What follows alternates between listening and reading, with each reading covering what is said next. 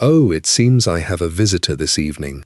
Welcome, the night sky hangs clear and cold tonight, the aurora dancing green above the peaks, and I know you've come to rest beneath it.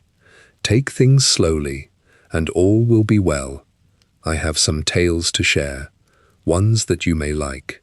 Tonight, we drift far back before the dragons returned, into an age Tamriel calls the Interregnum, a time of fractured crowns, plagues, and Daedric shadows, when no true emperor sat upon the ruby throne. Settle in beneath the firs, close your eyes, and let the long centuries wash over you. Are you all settled for this night? Good. Let us begin where the counting of years turned over, when one age closed and another opened its slow, uncertain doors. For the people of Tamriel, time itself was measured against the great empires that rose and fell, and the empire that had shaped the world for 2 centuries was the dynasty of the Reman emperors. They had ruled from the heart of Cyrodiil, the province at the very center of the continent, and their line had stretched back to a hero who united the human kingdoms against invaders from across the Eastern Sea. For generation after generation, the Reman name carried the weight of legitimacy, and the ruby throne in the imperial city was the seat from which their power flowed outward to every corner of the land. Yet the dynasty had grown thin by its final days.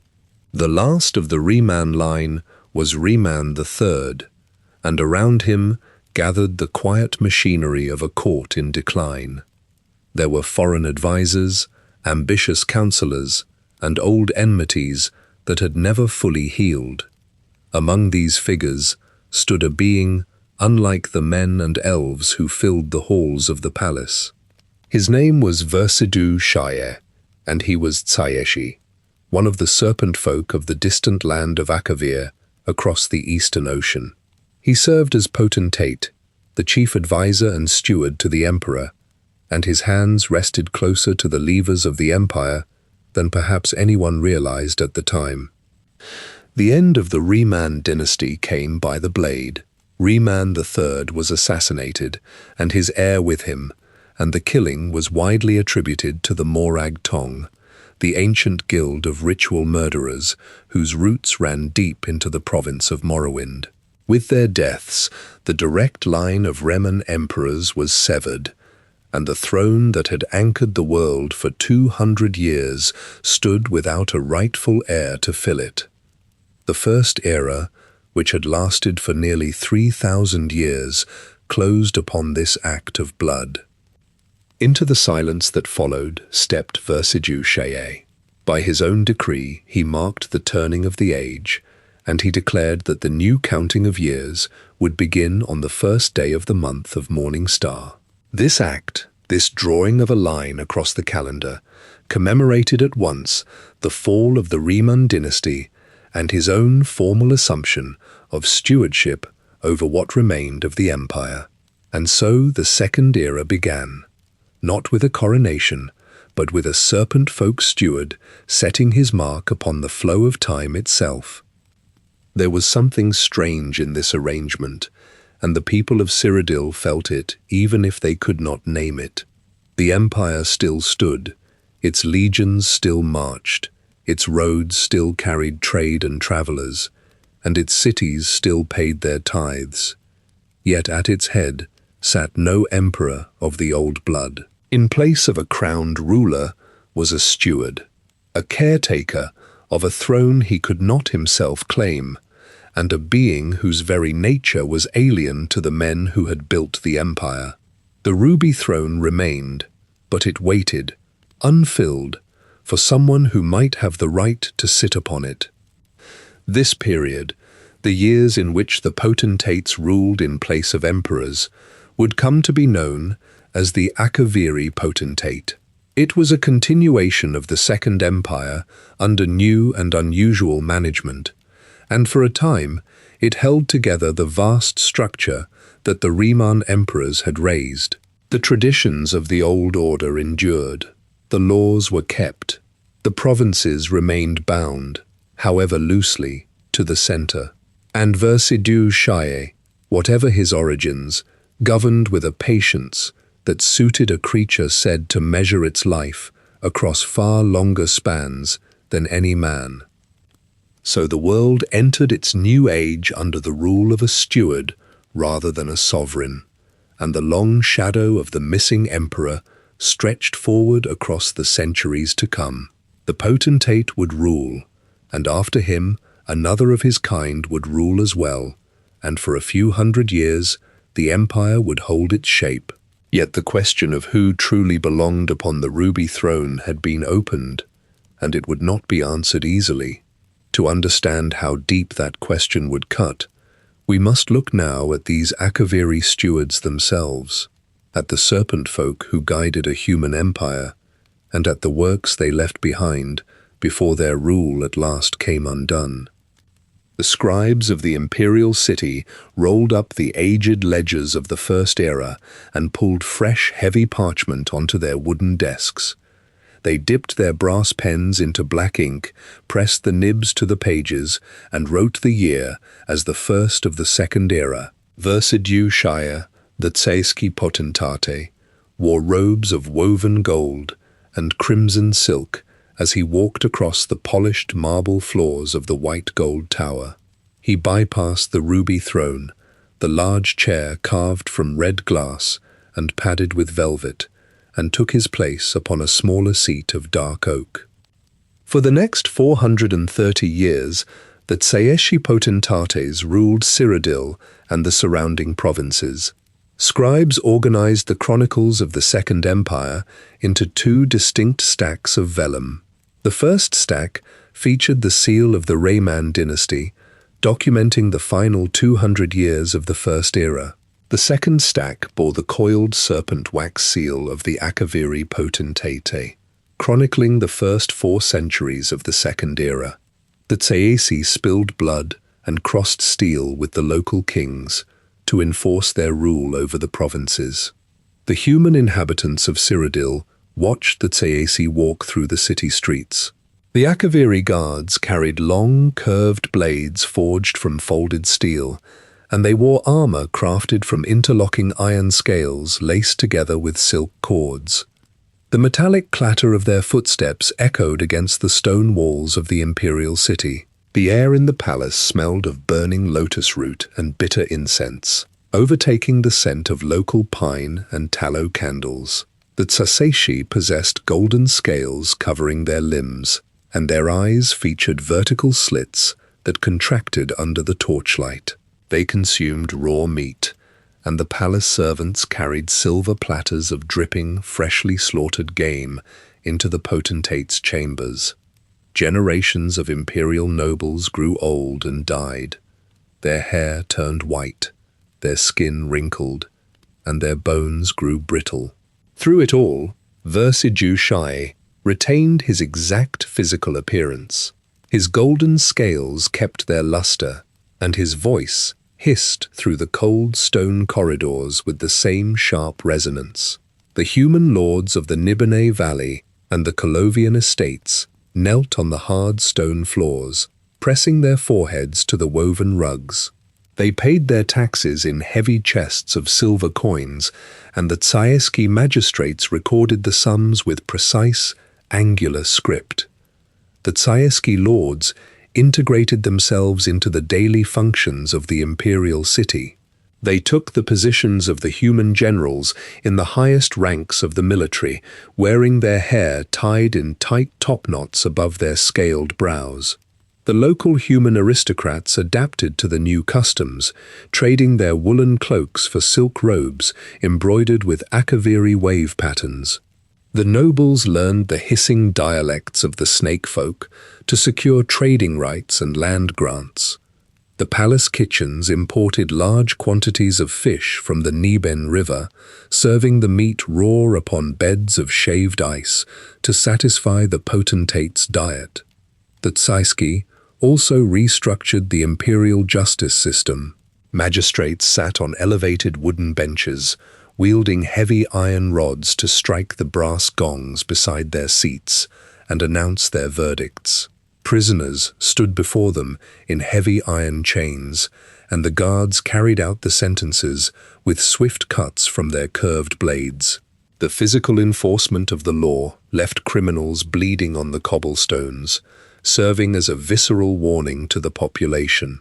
The imperial soldiers carried the potentate's commands outward from the capital, guarding the heavy wagons of gold and goods that rolled constantly into the imperial city. The imperial legions occupied Tamriel through their physical presence. The soldiers wore heavy iron cuirasses and leather skirts. They marched in tight formations along the paved stone highways, their iron-shod boots striking the cobblestones in unison. Tsasiji generals rode alongside them on armored war horses, issuing commands in a language full of hisses and clicks. They built massive stone keeps in the high mountain passes, hauling blocks of granite up the snowy slopes with thick hempen ropes and iron pulleys. Inside these fortresses, the Akaviri commanders studied large parchment maps, marking the positions of local warlords with carved bone pieces. The Tsaseshi imported stonemasons from the eastern coasts, and these workers chiseled the imperial outposts into shapes resembling coiled serpents. They installed wooden roofs with upturned eaves to shed the heavy monsoon rains. The Akaviri Dragon Guard, the elite soldiers of the potentate, walked the battlements in lamella armor. Their helmets featured fierce metal masks depicting snarling beasts with exposed fangs. They carried long bows of layered horn and wood, firing arrows with razor-sharp broadheads into targets of tightly bound straw. The local populations paid tithes in grain, iron and timber. Heavy wagons drawn by teams of draft horses transported these goods along the Red Ring Road. Tsaiski tax collectors stood at the toll gates with wooden abacuses, sliding the wooden beads along metal wires to tally the shipments. They stamped the wooden crates with the ink seal of the potentate. Soldiers confiscated the lands of those who withheld their taxes, driving the serpent banners directly into the dirt fields. The Akaviri exacted their tolls, and they required the local populations to fund the massive armies that patrolled the roads. Versidue Shire surveyed the chaotic state of the local trades and the undisciplined wandering mercenaries scattered across the provinces, so he sat at his long wooden table inside the white gold tower and ordered his scribes to draft a new piece of legislation known as the Guild Act. The scribes wrote the terms on thick sheets of vellum. They heated red wax over open candle flames and poured it onto the bottom of the pages.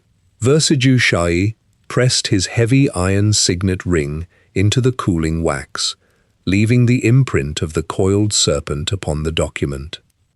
Messengers rode out from the imperial city on fast horses, carrying the scrolls in leather tubes strapped to their saddles. They galloped along the stone highways, unrolling the parchments in the town squares of Wayrest, Sentinel, and Solitude. They nailed the edicts to the wooden posts of the local taverns and read the potentate's words to the gathered crowds of sellswords and spellcasters. The ink on the parchment instructed the tradesmen to organize into labor groups, offering royal charters and official backing to those who signed their names in the potentate's ledgers. Through the exchange of heavy bags of gold coins and the signing of official documents, Versidue Shire established the physical foundations for the great organizations that would soon open their doors across Tamriel. Following the passage of the Guild Act, groups of armed men and women gathered in the town squares across the provinces. An Akaviri kinsman named Dineris Ves stood on elevated wooden platforms in the center of the settlements. He wore lamella armor, constructed of interlocking iron plates, and spoke to the crowds of sellswords, carrying a heavy ledger bound in thick leather.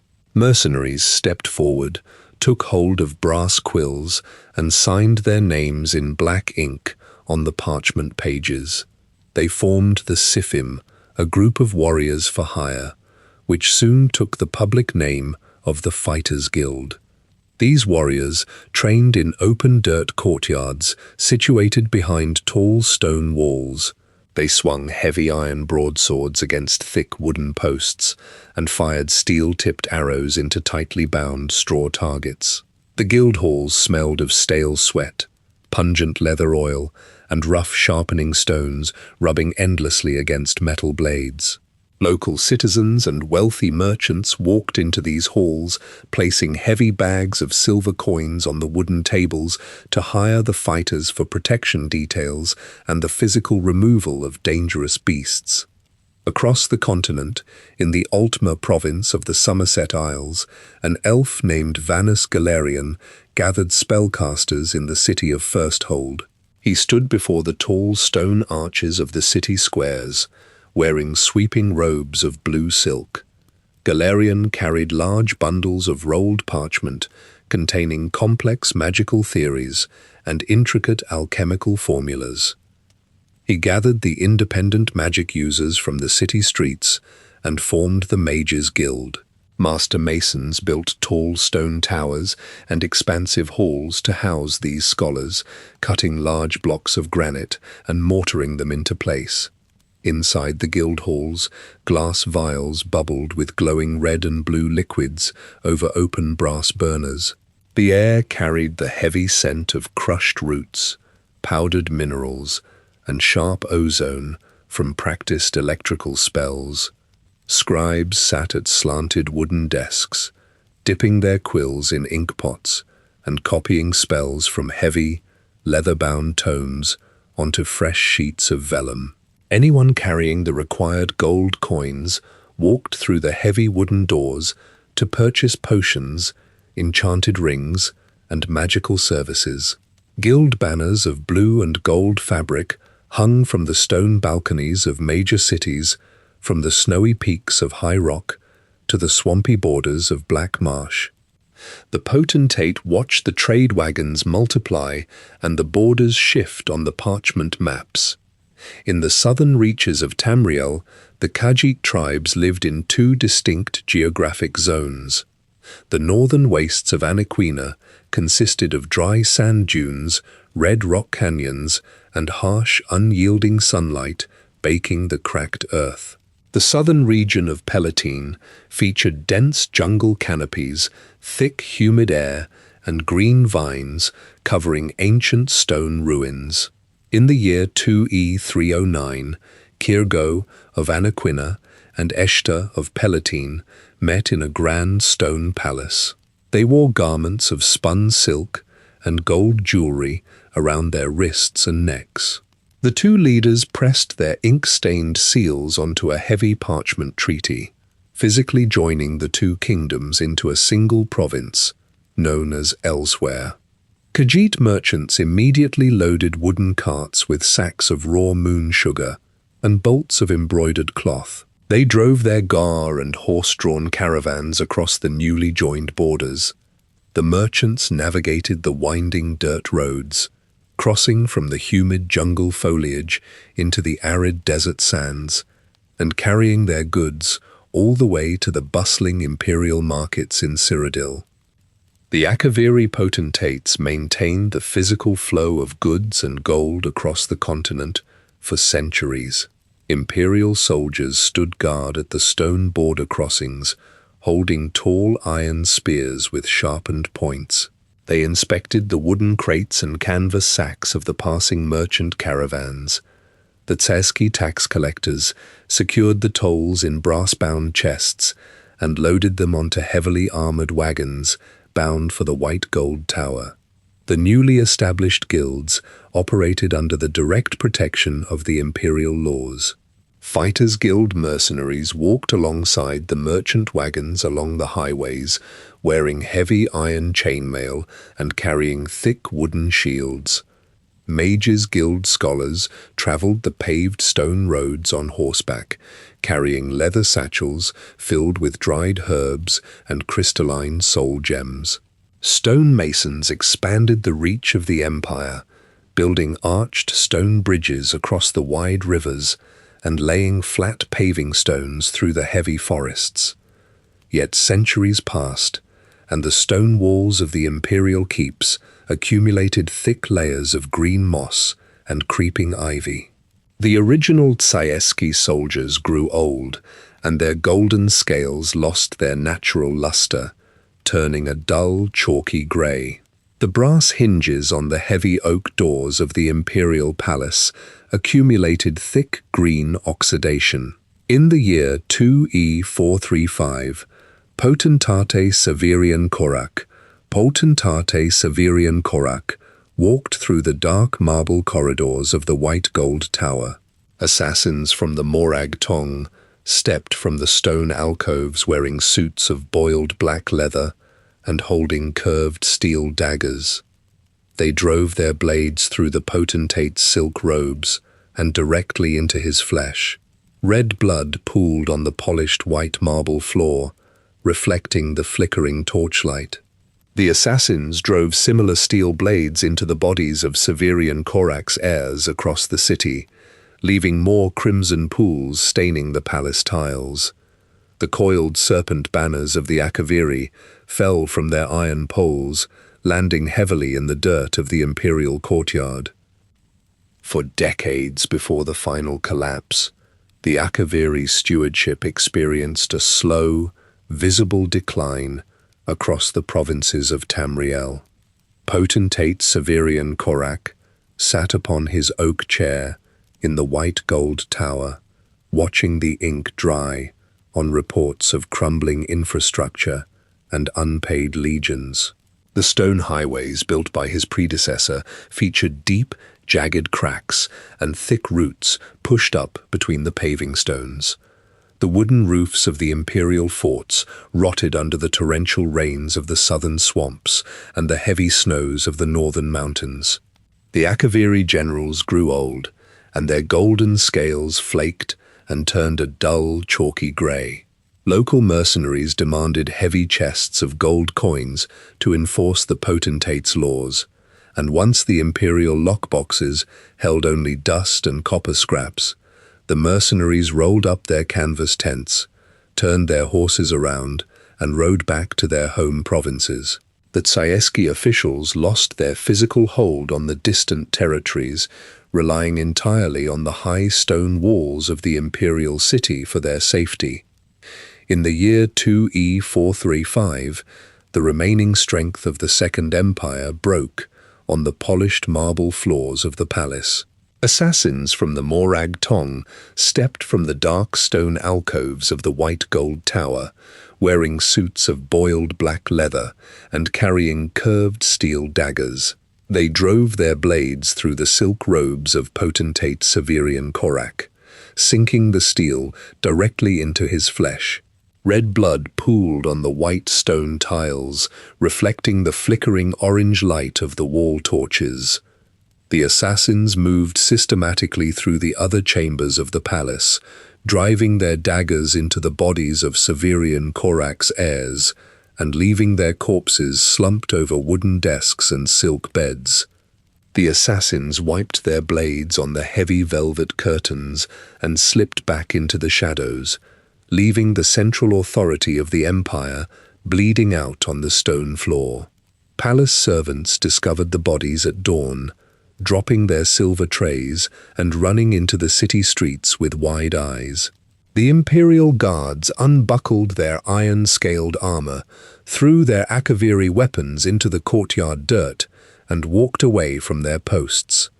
By midday, the heavy wooden doors of the imperial treasury stood wide open, and rioters carried away chests of silver coins and golden goblets. Scribes piled centuries of tax ledgers and legal treaties into the stone fireplaces, striking flint to steel and reducing the vast administrative records of the Akaviri to grey ash. The coiled serpent banners of the Tsaesci fell from their tall iron poles, landing heavily in the mud of the imperial courtyard. The death of the last potentate officially commenced the period recorded by historians as the Interregnum. Scribes marked the entire Second Era, spanning from the year 2E1 to 2E896, as this period of the interregnum, defining it by the physical absence of a legitimate emperor upon the ruby throne. The era had begun centuries earlier, right after the assassination of the last Riemann emperor, when potentate Versidue-Chaillet first assumed control of the government. Versidue-Chaillet had held the massive structure together with iron laws and mercenary guilds, and his son, Severian Korak, had attempted to maintain that heavy burden. Now, the bloodline of the stewards met the exact same fate as the Riemann dynasty before them, dying by the blades of the Morag Tong. Following the assassination, the surviving Akaviri administrators packed their woven silk robes and bone carvings into heavy wooden crates. They loaded these crates onto small sailing vessels at the city docks and sailed across the Eastern Ocean, abandoning Cyrodiil to the local human populations. The high stone walls of the White Gold Tower offered no protection, and the expansive chambers of the Elder Council echoed with the shouts of panicked noblemen. Wealthy lords and elven dignitaries sat in high-backed wooden chairs around the large circular stone table, slamming their fists against the granite surface as they fought over the remaining scraps of imperial power. The physical collapse of central authority left the imperial city exposed to the ambitions of the surrounding warlords. Mercenary captains and local barons marched their private armies to the gates of the capital, setting up camps of canvas tents and iron fire pits directly outside the walls. They broke down the heavy iron portcullises with wooden battering rams and claimed the throne room, sitting upon the seat of power for a few months, before rival armies dragged them into the courtyard and severed their heads with iron axes. Dust settled thickly upon the velvet cushions of the ruby throne, and the massive structure of the Second Empire laid in ruins, setting the stage for a lawless age of fractured crowns and burning cities. Dust settled on the red glass of the ruby throne. Spiders spun thick webs between the armrests and the carved back of the central chair. The heavy oak doors of the White Gold Tower hung open on rusted iron hinges, slamming against the thick stone walls in the wind. Warlords from the surrounding territories marched their soldiers through the streets of the imperial city. They wore mismatched iron plate armor and carried dented broadswords into the palace. These men sat on the velvet cushions of the throne, issuing commands to their followers and claiming the surrounding lands. Rival captains dragged these same men into the stone courtyards just weeks later, severing their heads with heavy iron axes and claiming the seat for themselves. Blood stained the marble steps leading up to the palace, drying into dark brown crusts under the glaring sun. Deep within the vaults beneath the city, the Chimmel Adabal rested inside a velvet-lined wooden box. The Amulet of Kings featured a massive red diamond set in a heavy gold chain, surrounded by 8 smaller gems. Mercenaries smashed the iron locks of the vault with heavy sledgehammers and pulled the necklace from its resting place. The jewel passed between the hands of dozens of petty kings and ambitious generals. Men thrust iron spears through each other's chests to claim the artifact, ripping the chain from the necks of the fallen. During a skirmish in a muddy valley, a dying soldier dropped the heavy gold chain. The red diamond fell into the blood-soaked dirt, sinking beneath the heavy iron-shod boots of charging infantry. The wet earth covered the bright gem, burying the symbol of the empire deep in the ground. Cyrodiil fractured into 2 distinct halves, splitting along the rushing waters of the Neben River. In the west, the Colovian estates raised armies of heavy cavalry. The Colovian lords wore thick wolf furs over iron cuirasses and rode massive war horses out of their stone fortresses in the highlands. They carried broad axes and strapped thick wooden shields to their forearms. In the east, the Nubonese battle mages wore brightly dyed silk robes and carried staves of polished ash wood. The Nubonese sailed flat-bottomed wooden barges down the river, hurling fireballs at the western cavalry along the riverbanks. Burning pitch coated the surface of the water, and thick black smoke filled the air above the valley. Iron arrows shattered against magical wards of blue light, and the dead from both sides washed up on the muddy shores, their armor rusting in the shallows. The physical infrastructure of the continent crumbled. Thick green weeds pushed through the cracks in the paved stone highways. Wild boars and wolves roamed through the overgrown thoroughfares. Bandits felled thick pine trees, dragging the rough bark across the roads to block the passage of merchant caravans. They pointed loaded crossbows at the wagon drivers, taking chests of salt, raw iron, and silver coins. The great stone aqueducts of the capital collapsed into the rivers below, leaving jagged stone pillars sticking out of the white rapids. City dwellers lowered wooden buckets into muddy wells and carried drinking water in cracked clay jugs back to their homes. The imperial soldiers stationed in the outer provinces packed their iron rations and sharpening stones into canvas sacks. They strapped their lamella armor onto the backs of pack mules and marched in long columns back toward the center of Cyrodiil, kicking up thick clouds of brown dust. They abandoned the wooden garrison forts and the stone border keeps. Rain rotted the wooden palisades in the swamps of Black Marsh, and heavy snow collapsed the timber roofs of the keeps in Skyrim. Local kings and tribal chieftains walked into these abandoned forts. They tore the coiled serpent banners of the potentate from the stone walls, throwing the fabric into roaring fire pits. The chieftains raised their own flags, hoisting canvas painted with wolves, eagles, and serpents up the tall iron poles. Blacksmiths fired their brick forges and hammered bronze and iron into new crowns. They placed these heavy metal rings on the heads of the strongest warriors in the provinces. Scribes scratched out the imperial laws on their vellum scrolls using sharp pumice stones. They dipped their brass quills in fresh black ink and wrote new edicts dictated by men holding bloody swords. Farmers paid their taxes in sacks of wheat and barley to these new kings, loading their wooden carts and pushing them up the steep dirt hills to the local keeps. Every province formed its own borders, manning the crossings with spearmen, wearing local colors and carrying shields painted with regional crests.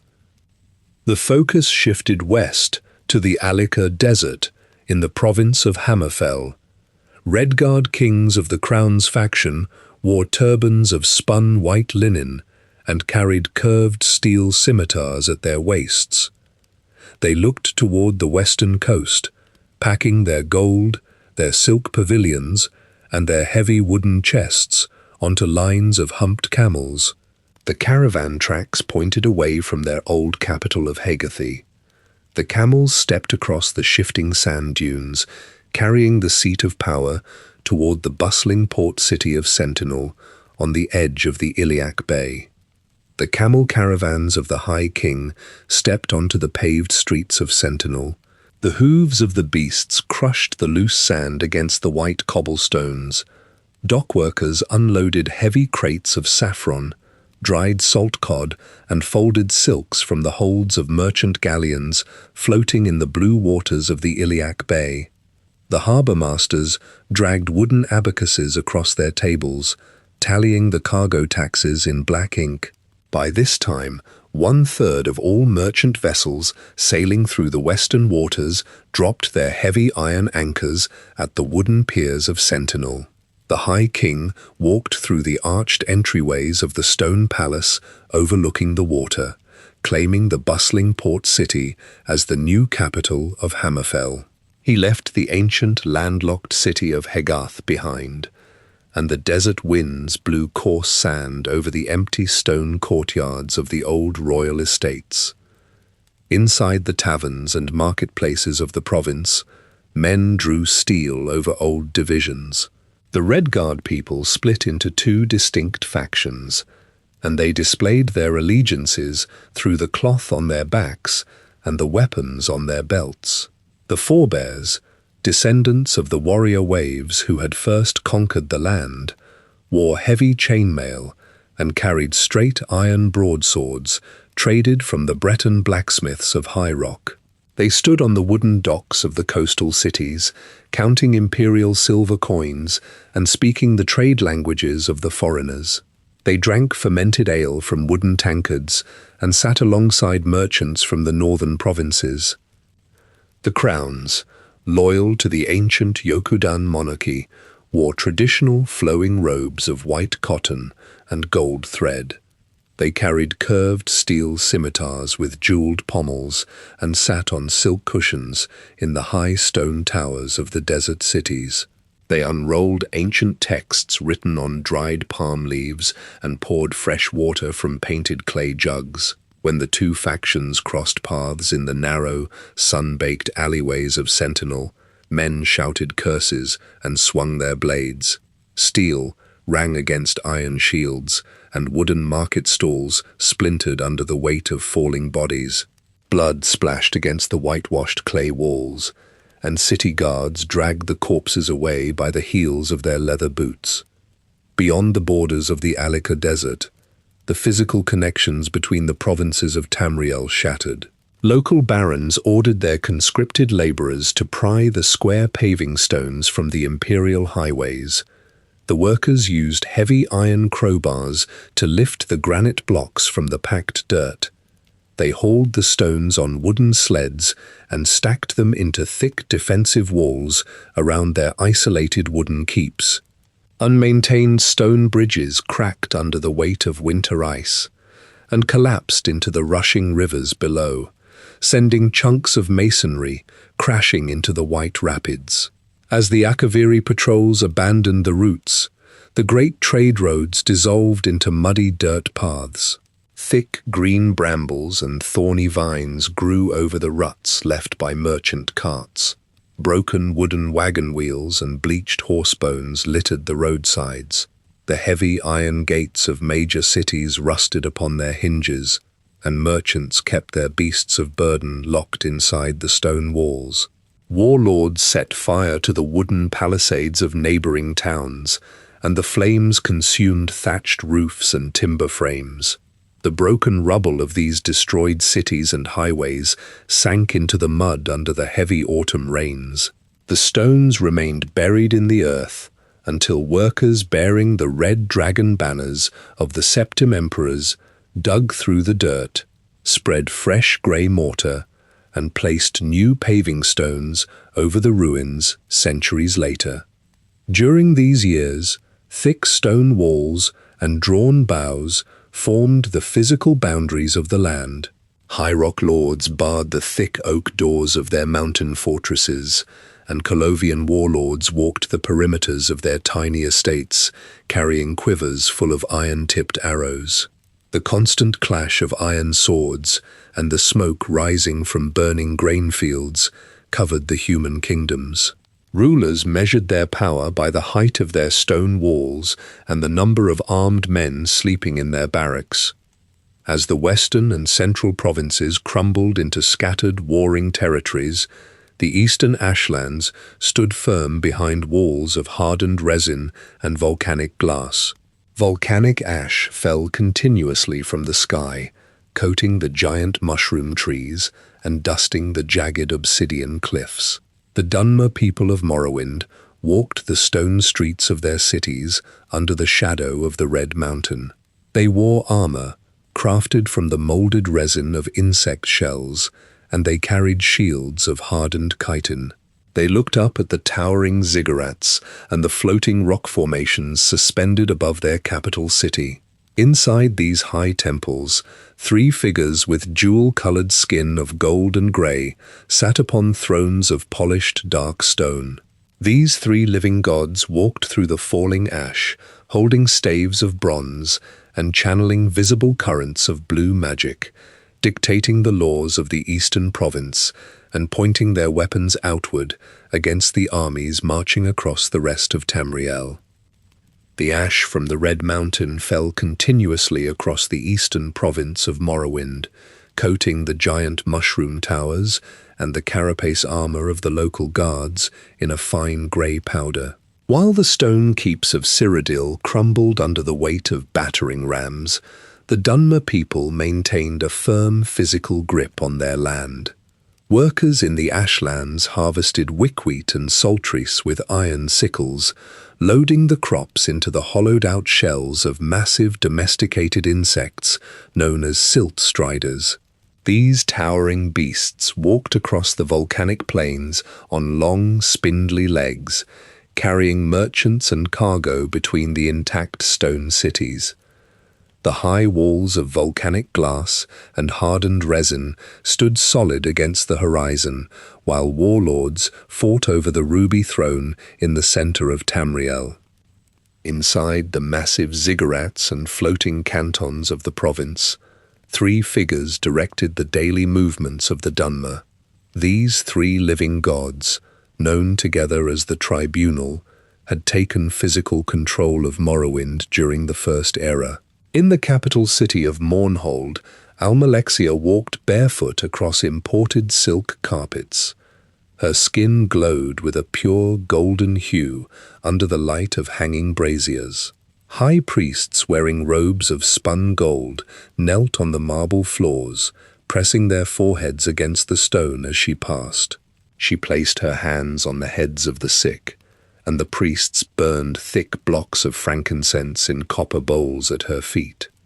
Far to the south, beneath the surface of the earth, Sotha Sil sat inside a sprawling city, constructed entirely of spinning brass gears and hissing steam pipes.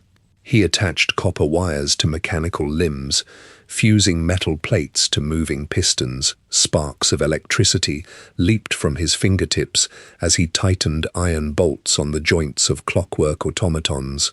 In the coastal waters, Vivek hovered completely cross-legged, several feet above the polished floors of his palace. His physical form featured a perfect vertical split right down the center of his body, with the right side cast in pure gold and the left side holding the dark grey skin of the Dunmer. He held a long bronze spear across his lap, watching the tides wash against the stone foundations of his city.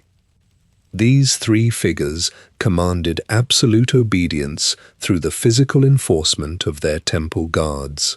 The ordinators marched through the narrow corridors of the cities, wearing heavy armor crafted from golden metal and hardened insect shell. They wore full-face helmets bearing the unblinking molded features of the tribunal. They carried heavy ebony maces and curved scimitars. When foreigners or dissenters spoke against the high priests, the ordinators swung their maces, crushing bone and leaving the offenders bleeding out on the volcanic rock. Decades earlier, when the Akaviri invaders landed their wooden longboats on the eastern shores, the tribunal had drowned the beaches. Today, rusted Akaviri iron and the bleached bones of the serpent folk still wash up on the muddy coastlines, serving as physical markers of the tribunal's power. Beneath the oversight of these living gods, the Dunmer divided their families and resources into large factions known as the Great Houses. House Redoran warriors stood on the western borders, polishing heavy armor carved from the skulls of giant insects and gripping long claymores. House Telvanni spellcasters grew massive fungi into towering spires, using concentrated magical energy, sitting inside the hollowed-out caps and mixing powdered soul gems in stone mortars. House Indoril nobles occupied the central temple districts, wrapping themselves in expensive blue and white silks and organizing the patrols of the ordinators. In the bustling trade hubs and the southern swamplands, Two other great houses gathered their strength and expanded their borders. House Halalu focused on the flow of physical goods and currency. Their merchants stood on the wooden docks of the western rivers, tossing heavy bags of silver coins to outlander captains. The Halalu architects constructed sprawling rectangular manors from yellow clay and flat stones, incorporating open wooden balconies and large glass windows. Their negotiators sat at long oak tables with foreign mercenaries, pouring sweet wine into crystal glasses and pushing parchment contracts across the wood. Directly to the south, the environment shifted from dry volcanic rock to wet, muddy salt marshes. Here, House Dres established massive agricultural plantations. Dres overseers wore thick armor plates crafted from swamp crab shells and carried long braided leather whips. Argonian and Khajiit captives worked the muddy fields, sinking up to their knees in the brackish water. The captives wore thick iron collars around their necks, connected to one another by heavy chains that dragged through the mud. The Dres overseers cracked their whips across the backs of the captives, forcing them to pull the deep roots of the saltris plants from the wet earth and load them into woven wicker baskets. The geographic borders of House Halalu and House Dres pushed against one another, just south of the large stone city of Narsis. Lalu merchants drove their wooden wagons loaded with foreign trade goods down the dirt roads toward the swamplands. Dres slavers marched their chained captives up the exact same roads toward the central markets. Lalu guards rested their leather-gloved hands on the pommels of their hidden steel short swords. The Dres overseers uncoiled their long leather whips, letting the heavy tips drag through the dirt. Halalu commanders unrolled large parchment maps on wooden tables, placing carved bone markers over the Dres plantations. House Dres counselors sharpened their curved blades against heavy grinding stones and handed long iron spears to their retainers. The distance between the merchants and the slavers shrank to mere inches as both sides planted their boots in the mud south of Narsis. The soldiers of House Halalu drew their steel short swords and stepped forward into the wet salt marsh. House Dres overseers cracked their leather whips and thrust their long iron spears toward the advancing guards. Iron met steel under the heavy, humid air south of Narsis.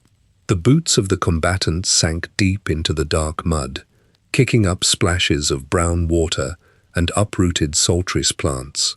Swarms of tiny biting insects rose from the disturbed water, buzzing around the heads of the soldiers. Halalu crossbowmen stood on the wooden beds of their trade wagons, loading iron bolts into the wooden grooves and firing them into the ranks of the Dres slavers. The iron levers of the crossbows clicked loudly in the damp air. The Dres fighters held up shields made of thick swamp crab shells, and the iron bolts lodged into the hardened chitin with loud cracks. Dres spearmen thrust their weapons forward, driving the iron tips into the leather armor of the Halalu vanguard. A Halalu commander named Purilla Falan marched at the front of the trading caravan's guard. She wore armor crafted from layered scales painted in the yellow and brown colors of her house. She gripped a long glass broadsword, forged from green volcanic obsidian, and swung it in wide arcs. The sharp glass edge sliced through the leather armor and wooden spear shafts of the Dres slavers. Blood poured from the wounds of the fallen men and elves, mixing with the brackish water of the plantation fields.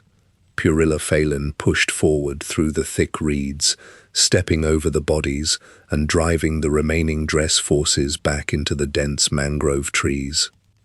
The Dres overseers dropped their whips, turned their backs, and ran deeper into the southern swamps.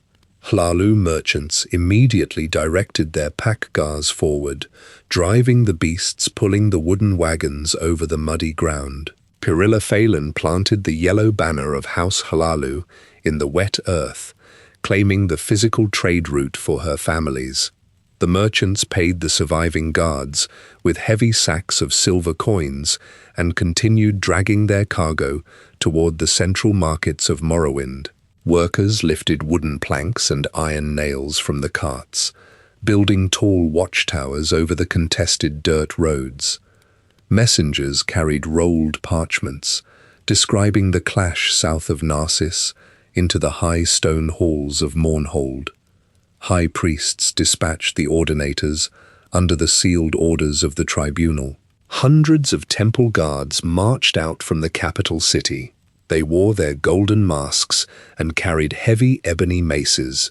Their armored boots struck the paved stone highways in perfect time. The ordinators arrived at the muddy borders of the Hlaalu outposts and the Dres plantations, stepping directly between the rival groups. They slammed the heavy iron heads of their maces against the wooden palisades, shouting commands to halt the combat. Hlaalu merchants and Dres councillors looked at the staring golden masks of the ordinators and commanded their soldiers to sheathe their weapons. The great houses ordered their troops to fall back from the borders. The temple guards established camps of heavy canvas tents directly on the trade routes, lighting large bonfires of dry pine branches. They stood watch over the roads, their polished armor reflecting the orange flames throughout the night.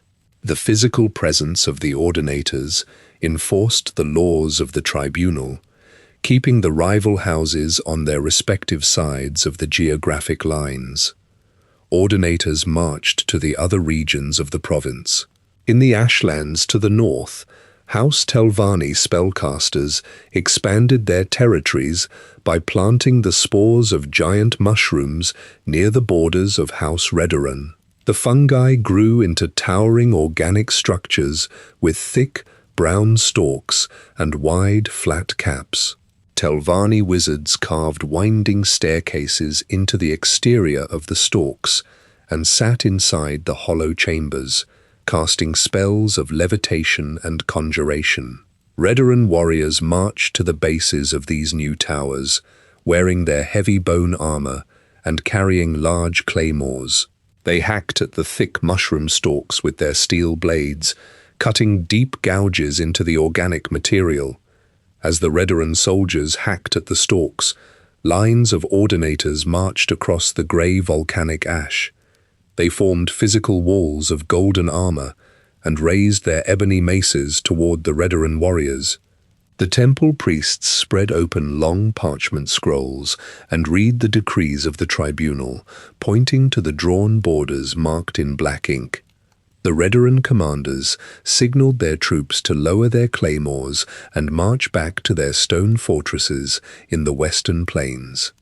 The great houses delivered heavy chests of wealth directly into the temple courtyards. Hlaalu merchants loaded ships with crates of imported silk, silver ingots, and cut gemstones. They sailed these ships into the harbor of Vivec City, carrying the heavy crates up the long stone ramps to the high cantons. Dres slavers drove carts filled with harvested saltris and dried fish to the temple storehouses. Redoran caravans brought heavy loads of iron ore and carved bone weapons. Telvanni messengers delivered glass vials of rare alchemical liquids and bound soul gems. The priests of the tribunal recorded every tribute on thick vellum ledgers using brass quills, stacking the physical wealth of the province inside the high stone walls of the temples. The heavy wooden doors of the vaults closed, and the ordinators stood guard at the intersections of the province, holding the armed forces of the great houses behind their respective geographic lines. While the great houses of Morrowind defined their borders through open combat in the swamps, the Breton kingdoms of High Rock determined their rulers in high-ceilinged stone council chambers. The geography of the western province consisted of steep, craggy mountain peaks cutting off valleys from one another, resulting in a fractured collection of dozens of small, independent city-states. Kings and local dukes sat inside castles built on narrow mountain passes, wearing heavy wool cloaks lined with fox fur. Succession across these petty kingdoms rarely followed a straight path. When a king died, rival claimants marched their retinues into the central halls, carrying forged birth records and heavily bribed witnesses to prove their right to the local throne. In the northern reaches of the province, the city of Shornhelm sat upon high cliffs overlooking the snowy valleys. King Filgian died, leaving behind a tangled web of sons and half-brothers. The members of the Council of the North gathered in the great hall of Shornhelm, sitting at long wooden tables polished with beeswax. The councillors wore tunics of dark blue and crimson, the colours of their respective noble houses. They drank spiced wine from silver goblets and argued loudly over the inheritance. The leading factions of the city, House Branket and House Tamrith, stood behind a young man named Prince Rancer. Rancer was Filgian's illegitimate elder half-brother, a man born outside the royal marriage. The nobles of these houses slid leather pouches filled with gold coins across the tables to the other councillors, ensuring their votes. The council officially recognized Rancer's claim, and the scribes recorded his name in the royal ledgers. In the year 2E 546, Prince Rancer walked up the stone steps of the dais in the great hall. Priests of the 8 divines poured fragrant oils over his forehead and placed a crown of forged silver onto his head, officially pronouncing him King of Shornhelm. Rancer immediately dismissed the supporters of his rivals from the court. He ordered the city guards to physically escort the dissenting nobles out of the heavy iron gates of the castle and into the freezing mountain winds. Rancer consolidated his control over the city, expanding the garrison and demanding higher taxes from the merchants passing through the lower valleys. Other kings in High Rock followed similar paths, raising high stone walls and hiring mercenary companies to protect their claims. King Emeric of Wayrest controlled the wealthy trade port on the shores of the Iliac Bay. Emeric wore fine silk doublets imported from the southern provinces and carried a rapier with a basket hilt of polished steel.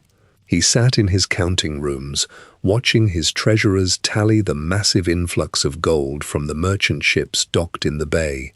Emeric used this gold to hire the Fighters Guild and independent sellswords, stationing heavily armed guards along the docks and the merchant districts to protect his city's wealth from the surrounding lords. To the south, King Faharajard ruled the Redguard city of Sentinel from a sprawling palace of white stone and blue-tiled domes. He married his daughter to a rival lord in a neighboring city, binding their territories together through signed marriage contracts and the exchange of heavy wooden chests filled with dowry gold. The kings of the region engaged in constant negotiations, sending messengers back and forth across the province with sealed parchments containing offers of alliance, demands for tribute, and declarations of war. The political borders shifted with every signed treaty and every mercenary hired. Breton knights rode out from their stone keeps wearing full plate armor over thick padded gambesons. They mounted heavy war horses caparisoned in the colorful heraldry of their lords. The knights carried long ash lances with steel tips and rode into the narrow valleys to collect taxes from the farming villages. They demanded a percentage of the autumn harvest, loading sacks of grain and barrels of salted meat onto their supply wagons. When farmers refused to pay, the knights rode their heavy horses through the fields, trampling the crops into the mud and setting fire to the wooden barns. The squabbling rulers of High Rock kept their focus entirely on the shifting borders of their immediate neighbors, calculating the number of spears and shields in the rival castles. The merchants and the peasants lived their lives beneath the constant movement of these small armies. Blacksmiths fired their forges daily, hammering hot iron into arrowheads and horseshoes for the local garrisons. The physical reality of High Rock consisted of high stone walls, heavy armor, and the constant, metallic ring of coins changing hands. The kings of the West remained blind to the events unfolding on the opposite side of the continent, where a completely different kind of threat began moving through the stagnant waters of the southern swamps. In the year 2E 560, a physical sickness broke out in the stone city of Stormhold in northern Black Marsh. Men and elves in the city streets coughed bright red blood into their hands. Their skin turned a chalky, ashen grey, and thick, weeping welts formed across their necks and chests. Fluid leaked from their eyes and noses, dripping onto the muddy cobblestones. Healers wrapped coarse linen cloth around the faces of the sick and burned dried sage in copper bowls, attempting to clear the foul-smelling air. The smoke drifted through the wards, and the disease continued to spread rapidly from person to person. People collapsed inside their wooden homes, their skin burning with severe fevers and their chests heaving with labored breaths. The local Argonian population walked through the crowded medical tents without exhibiting any of these symptoms. They possessed thick, green and brown scales and breathed the exact same stagnant air as the dying men and elves. The Argonians lifted the heavily sweating bodies of the afflicted onto wooden carts and dragged them outside the city walls. Scribes and foreign merchants watched the reptilian locals handle the infected corpses. They noted the clear physical difference in the reactions to the disease and wrote letters back to their home provinces. Scribes sealed the parchments in leather tubes, stating their direct observations of the Argonians suffering 0 symptoms. The ink on these pages spread the specific accusation that the Argonian shamans had physically created the sickness using the toxic plants of the deep swamps. The sickness acquired the name Knahaten flu. Infected merchants boarded wooden trade galleons at the docks of Stormhold and Lilmoth. They carried the disease in their lungs and on the woven fabric of their clothes. The ships sailed along the southern coastlines of Tamriel, dropping anchor at the wooden piers of Sanshal in Elsewhere and Leawin in Cyrodiil. Dock workers carried heavy wooden crates down the gangplanks, wiping sweat and coughing blood onto the wooden boards. The disease spread through the densely packed coastal cities. Khajiit traders collapsed on the sand dunes, and imperial guards dropped their iron spears, falling to their knees on the stone watchtowers. In the southern jungles of Palatine, the Khajiit suffered severely. The flu caused their fur to fall out in thick clumps, exposing red, irritated skin. They lay on the woven grass mats of their stilt houses, coughing fluid into clay bowls. The Main, the leader of the Khajiit, ordered his soldiers to burn the infected villages. The Khajiit warriors threw flaming torches onto the thatched roofs of the houses, and massive columns of black smoke rose above the green jungle canopy. The fire consumed the wood, the cloth, and the bodies of the dead and dying. In Cyrodiil, the local warlords ordered their soldiers to blockade the southern dirt roads. Imperial spearmen stood shoulder to shoulder behind tall iron barricades, holding their weapons pointed toward the approaching refugees.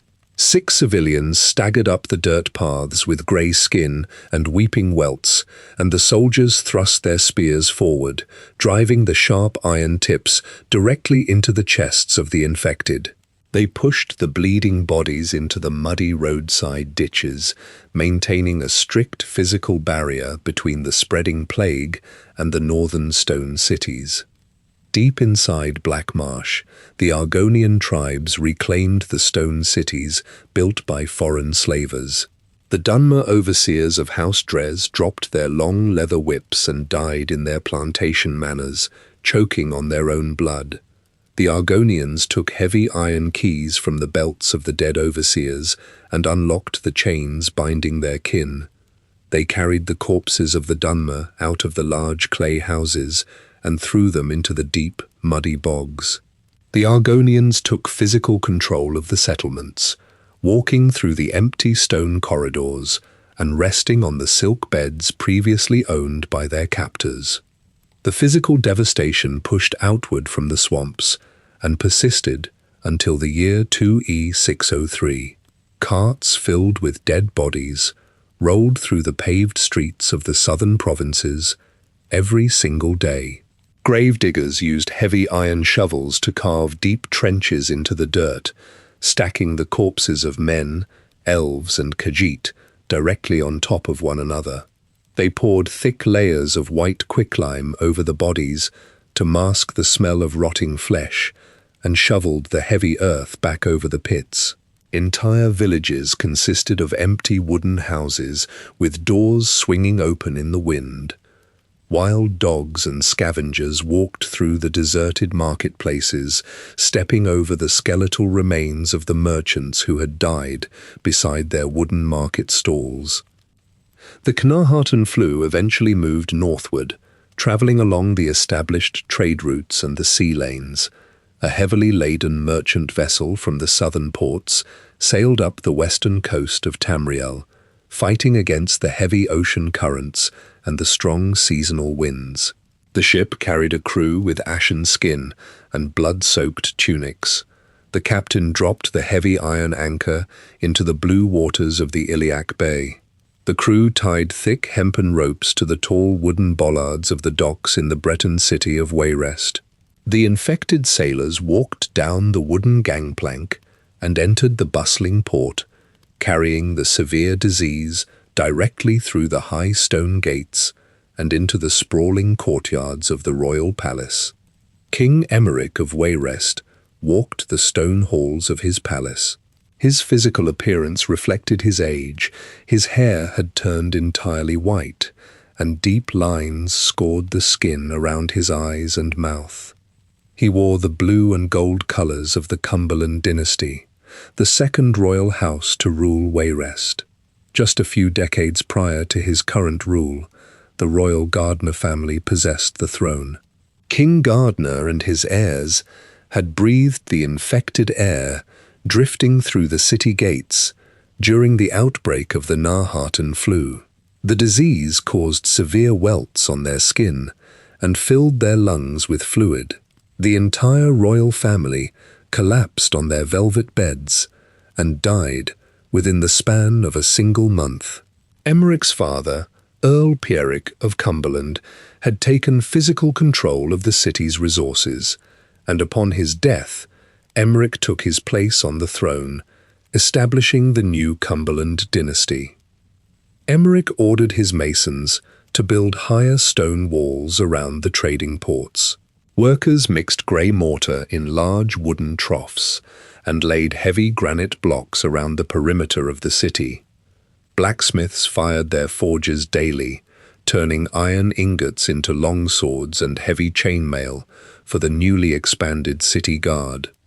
Merchants continued arriving at the docks, carrying heavy lockboxes filled with imperial silver coins. They loaded the silver onto the wooden desks of Emeric's tax collectors, paying the increased tariffs required to maintain the new defences.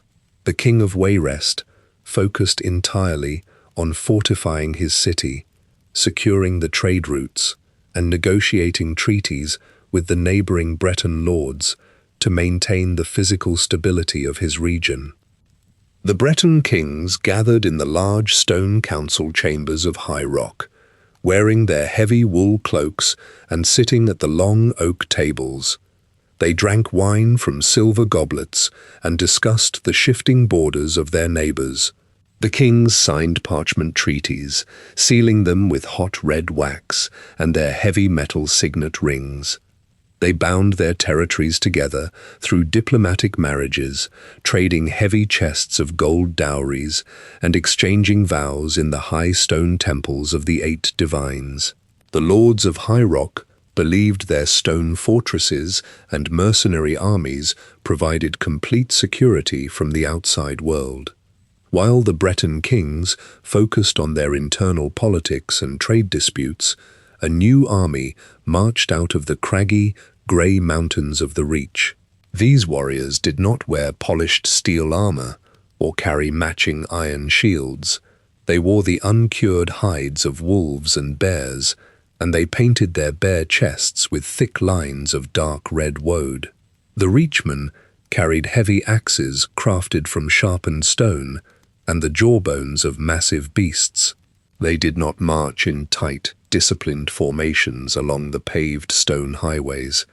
Instead, they moved swiftly through the thick pine forests and the steep, rocky passes, slipping past the stone watchtowers of the southern kingdoms. At the head of this army walked Derkarach, a towering man known as the Black Drake. He wore heavy iron plates strapped over thick black wolf fur. He carried a massive two-handed iron broadsword, resting the heavy blade across his right shoulder as he marched. Derkarach yelled commands in the harsh, guttural language of his people, directing his tribal warriors down from the mountains and onto the flat green plains. The Reachman warriors burned the wooden farming villages in their path, using torches of dry pine branches dipped in pitch. They slaughtered the local militias, leaving the bodies of the Breton spearmen bleeding out in the dirt fields. Derkarach directed his army southward, completely bypassing the high stone walls of High Rock and marching directly into the heart of Cyrodiil.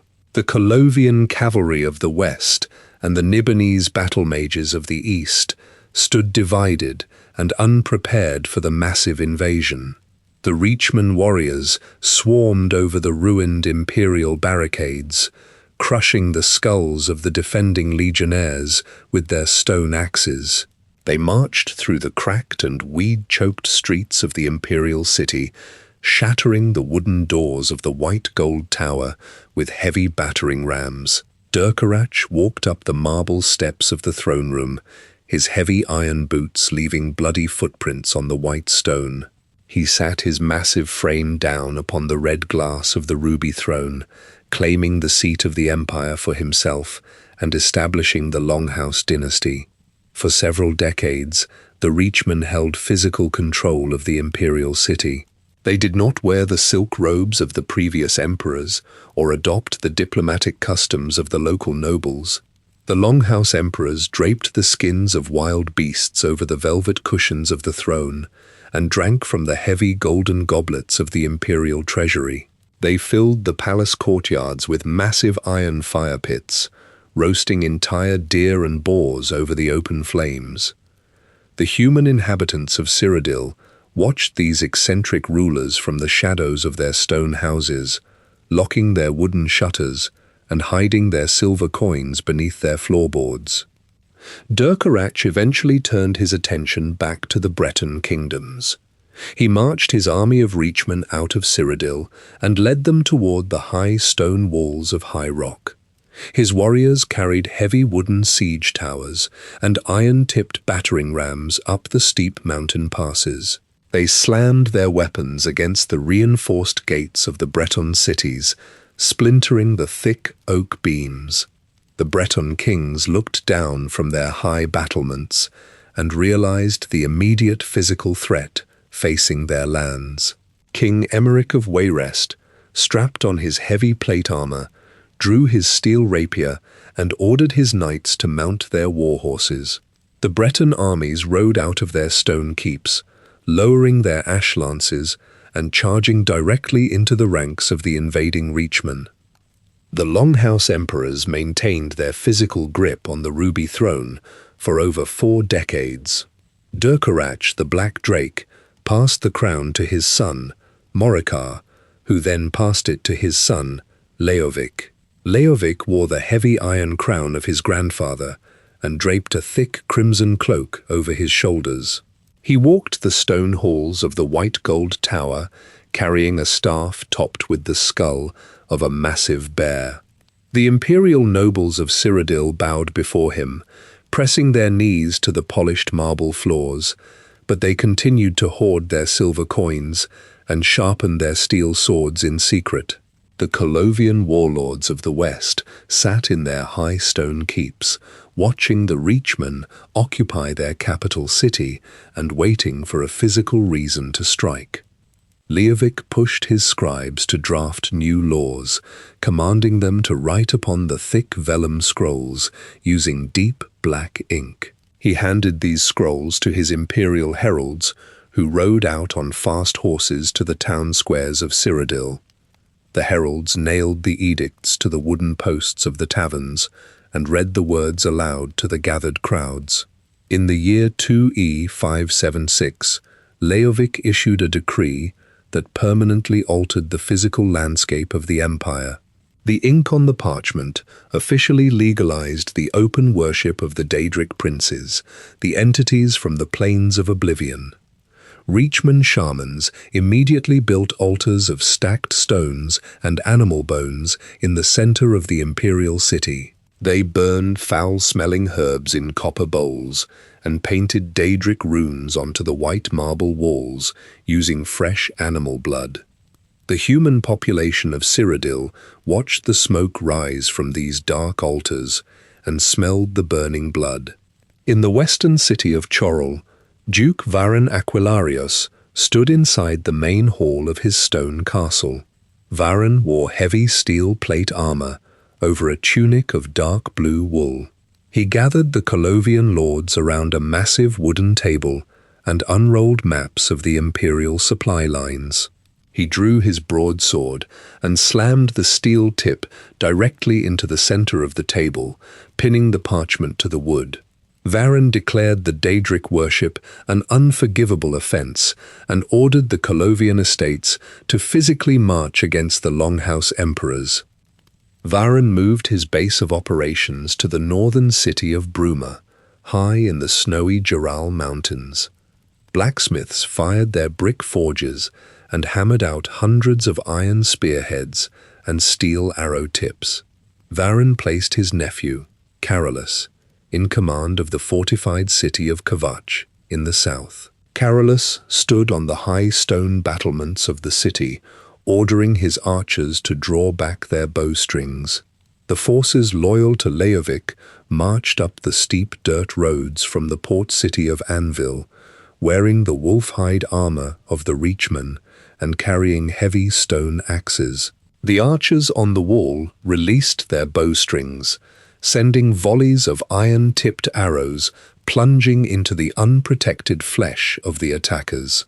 Carolus successfully held the stone walls of Kvatch, securing the southern flank and allowing Varan to focus his heavy cavalry entirely on the imperial city. Varan's rebellion lasted for a full year of constant physical combat. Colovian knights rode their heavy war horses across the Nibelheim Valley, trampling the Reachman infantry into the muddy fields.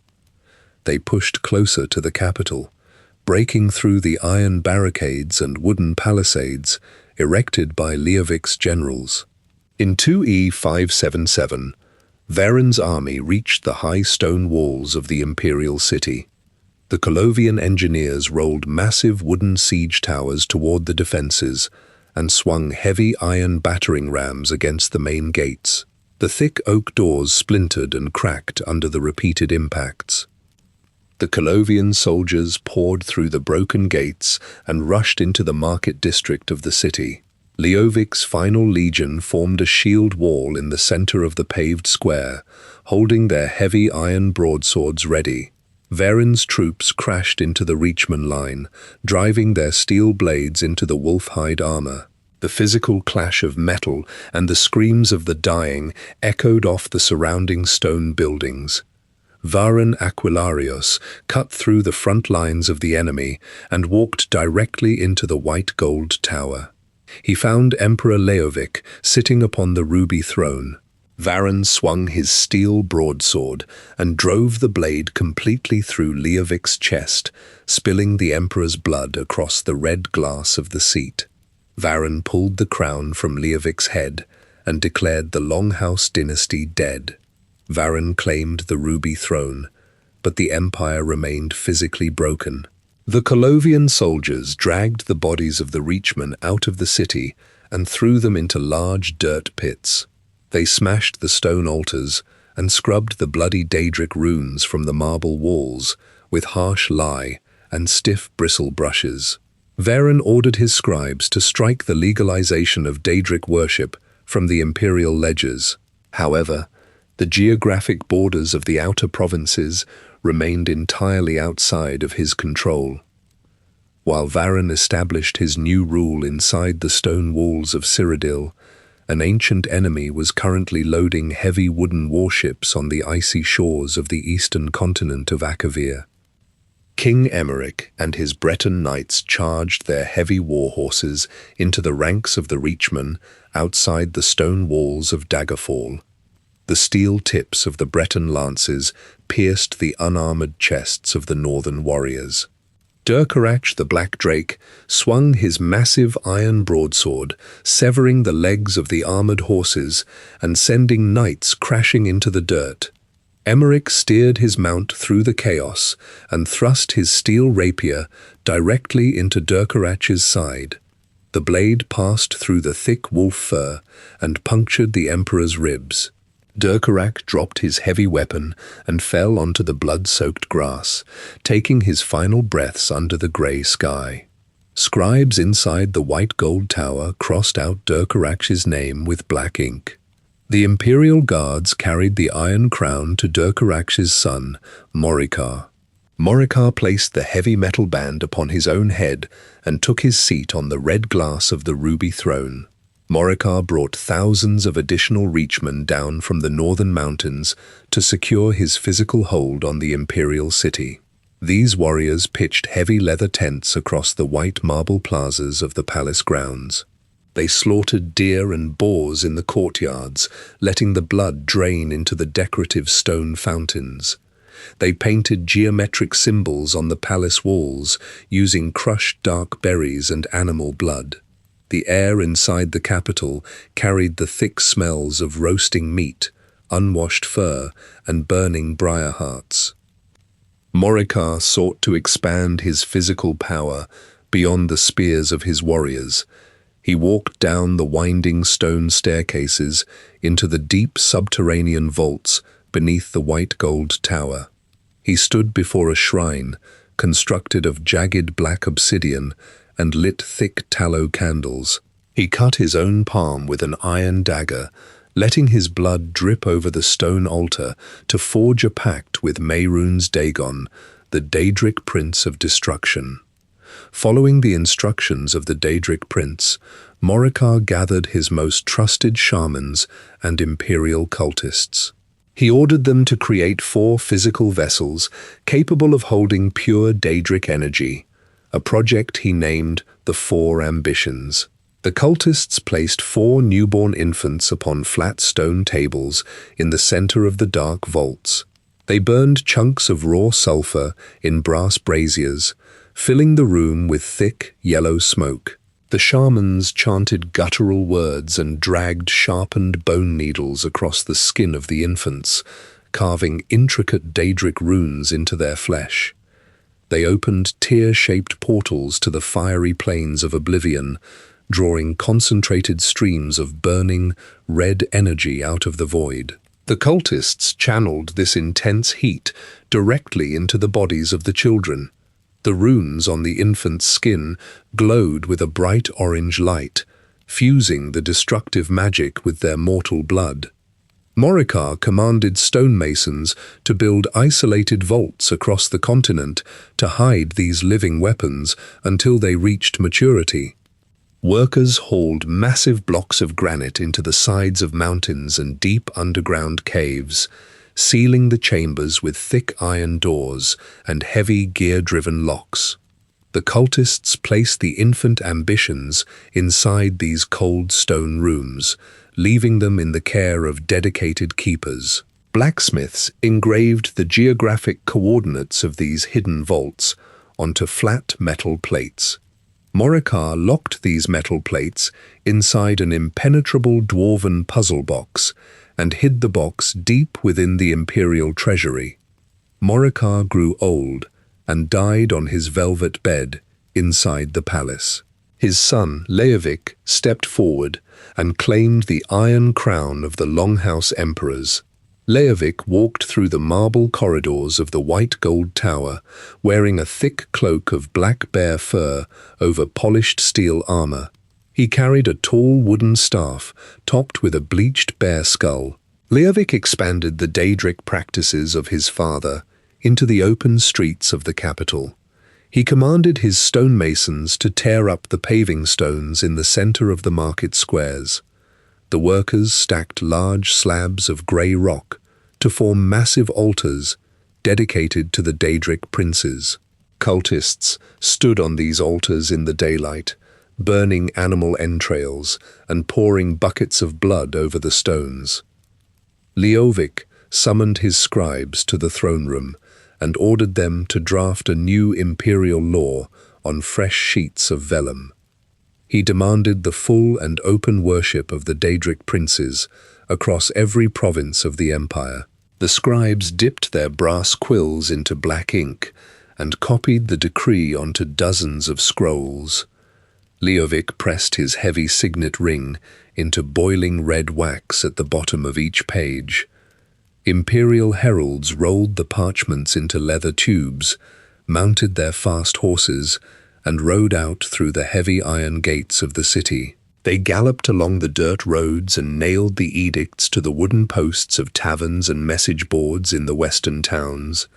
In the high stone castles of the Colovian estates, local dukes stepped close to the wooden boards, reading the black ink of the emperor's decree. The Colovian lords immediately turned around, walked into their armories, and pulled their heavy iron broadswords from the wooden racks. Duke Varen Aquilarius stood inside the stone courtyard of his castle in Korol, wearing heavy steel plate armor over a padded wool gambeson. He secured a long broadsword in a steel scabbard at his hip. Around him, the Colovian military forces assembled on the packed dirt. Thousands of men polished their iron shields with oiled rags and sharpened their spear tips on round grinding stones. Draft horses stomped their hooves, pulling wooden wagons loaded with salted beef and bundles of arrows. Varen mounted a tall grey warhorse, grasped the leather reins, and directed his army northward toward the snowy peaks of the Jural Mountains. The Colovian forces marched up the steep, winding dirt paths and established their command camp inside the stone walls of Bruma. Soldiers pitched heavy canvas tents in the deep snow and lit large bonfires of dry pine logs. Varen stood over a wide oak table inside the local stone chapel, unrolling parchment maps of Cyrodiil and weighing the corners down with iron daggers. He dispatched messengers on fast horses to the southern city of Kvatch, carrying sealed orders for his nephew, Carolus Aquilarius. Carolus stood on the high stone battlements of Kvatch, holding a tall iron shield painted with his family's black wolf crest. Longhouse allied forces marched up the dirt roads from the port city of Anvil. These loyalist warriors wore the uncured wolf hides of the Reachmen and carried heavy stone axes. Carolus raised his steel sword and shouted commands to his archers. They pulled back the thick hemp strings of their longbows, loading iron-tipped arrows into the wooden grooves. The archers released the tension, sending hundreds of arrows plunging into the exposed flesh of the attacking Reachmen.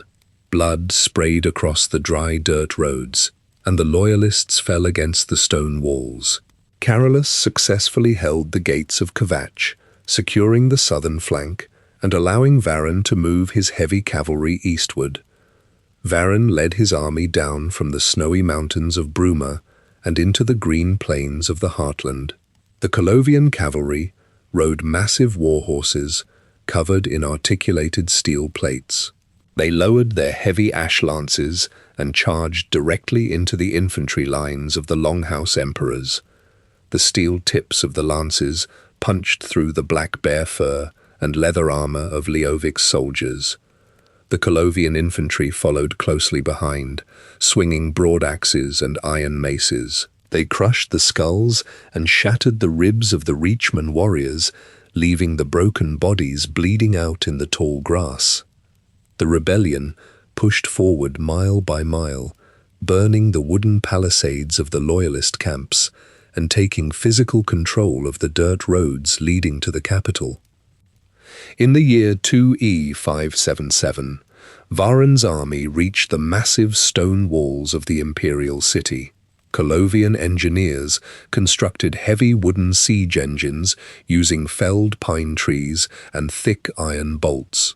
They rolled towering siege towers on solid wooden wheels across the paved stone bridges and pushed them directly against the high walls.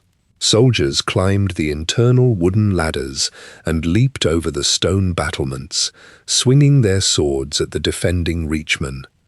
Other engineers pushed heavy iron battering rams against the main wooden gates of the city, swinging the suspended logs forward on thick iron chains.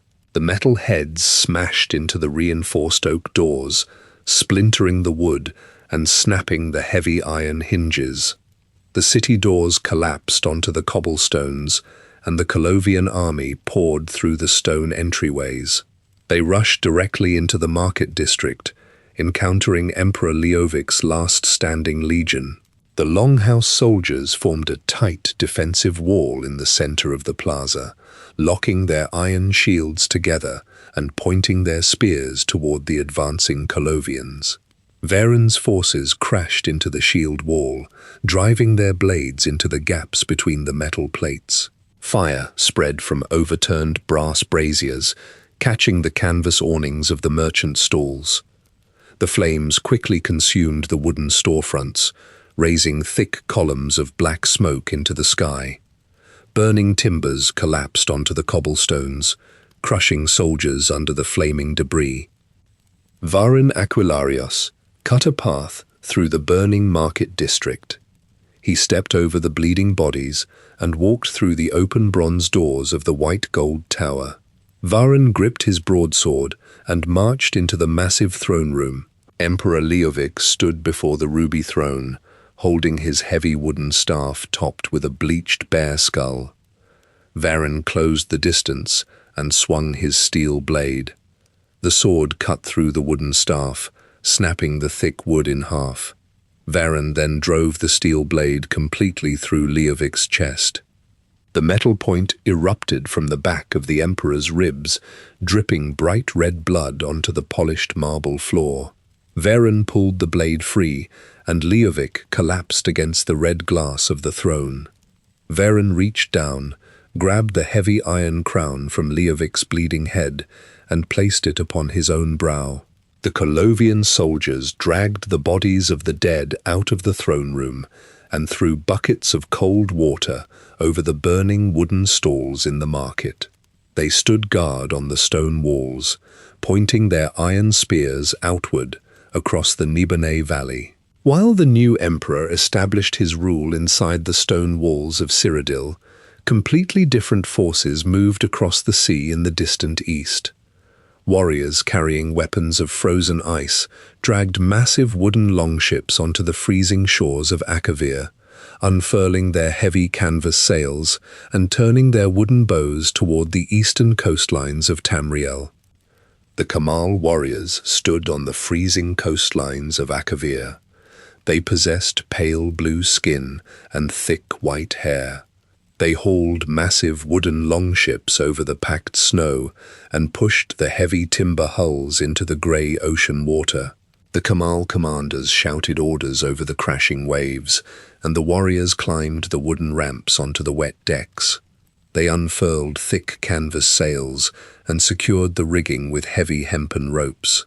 The wind filled the sails, pushing the fleet of longships across the deep water toward the northern coast of Skyrim.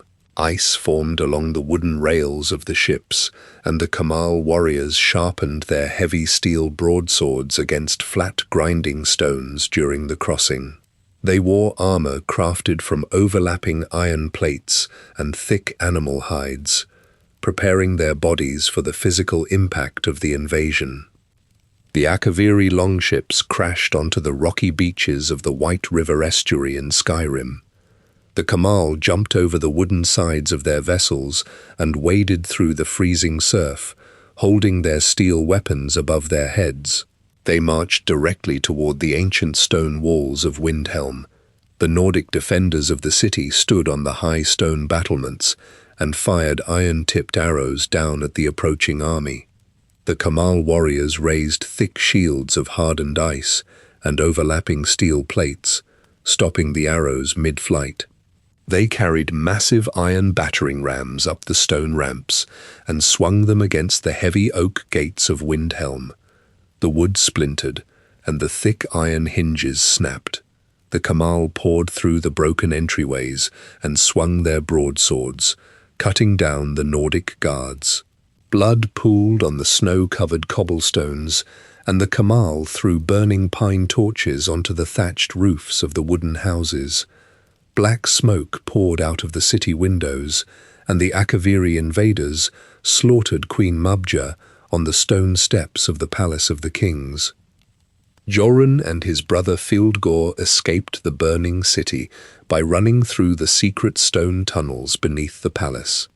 They climbed into the snowy foothills and gathered the surviving Nordic warriors from the surrounding hunting camps. The Kamal army left the burning ruins of Windhelm and marched southward through the mountain passes. They bypassed the tall wooden palisades of Riften entirely, marching their columns directly toward the volcanic borders of Morrowind. The Akaviri soldiers stepped onto the grey ashlands of the Stonefalls region, their heavy iron boots crushing the brittle volcanic glass underfoot. Hot ash fell from the sky, coating the pale blue skin of the invaders in a layer of dark soot. The Dunmer of Morrowind gathered their forces to block the Kamal advance.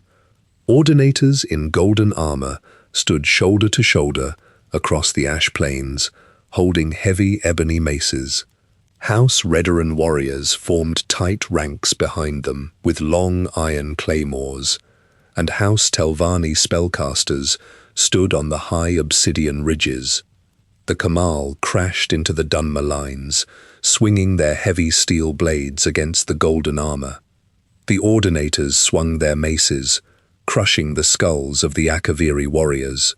Almalexia stood on a high stone platform overlooking the battlefield.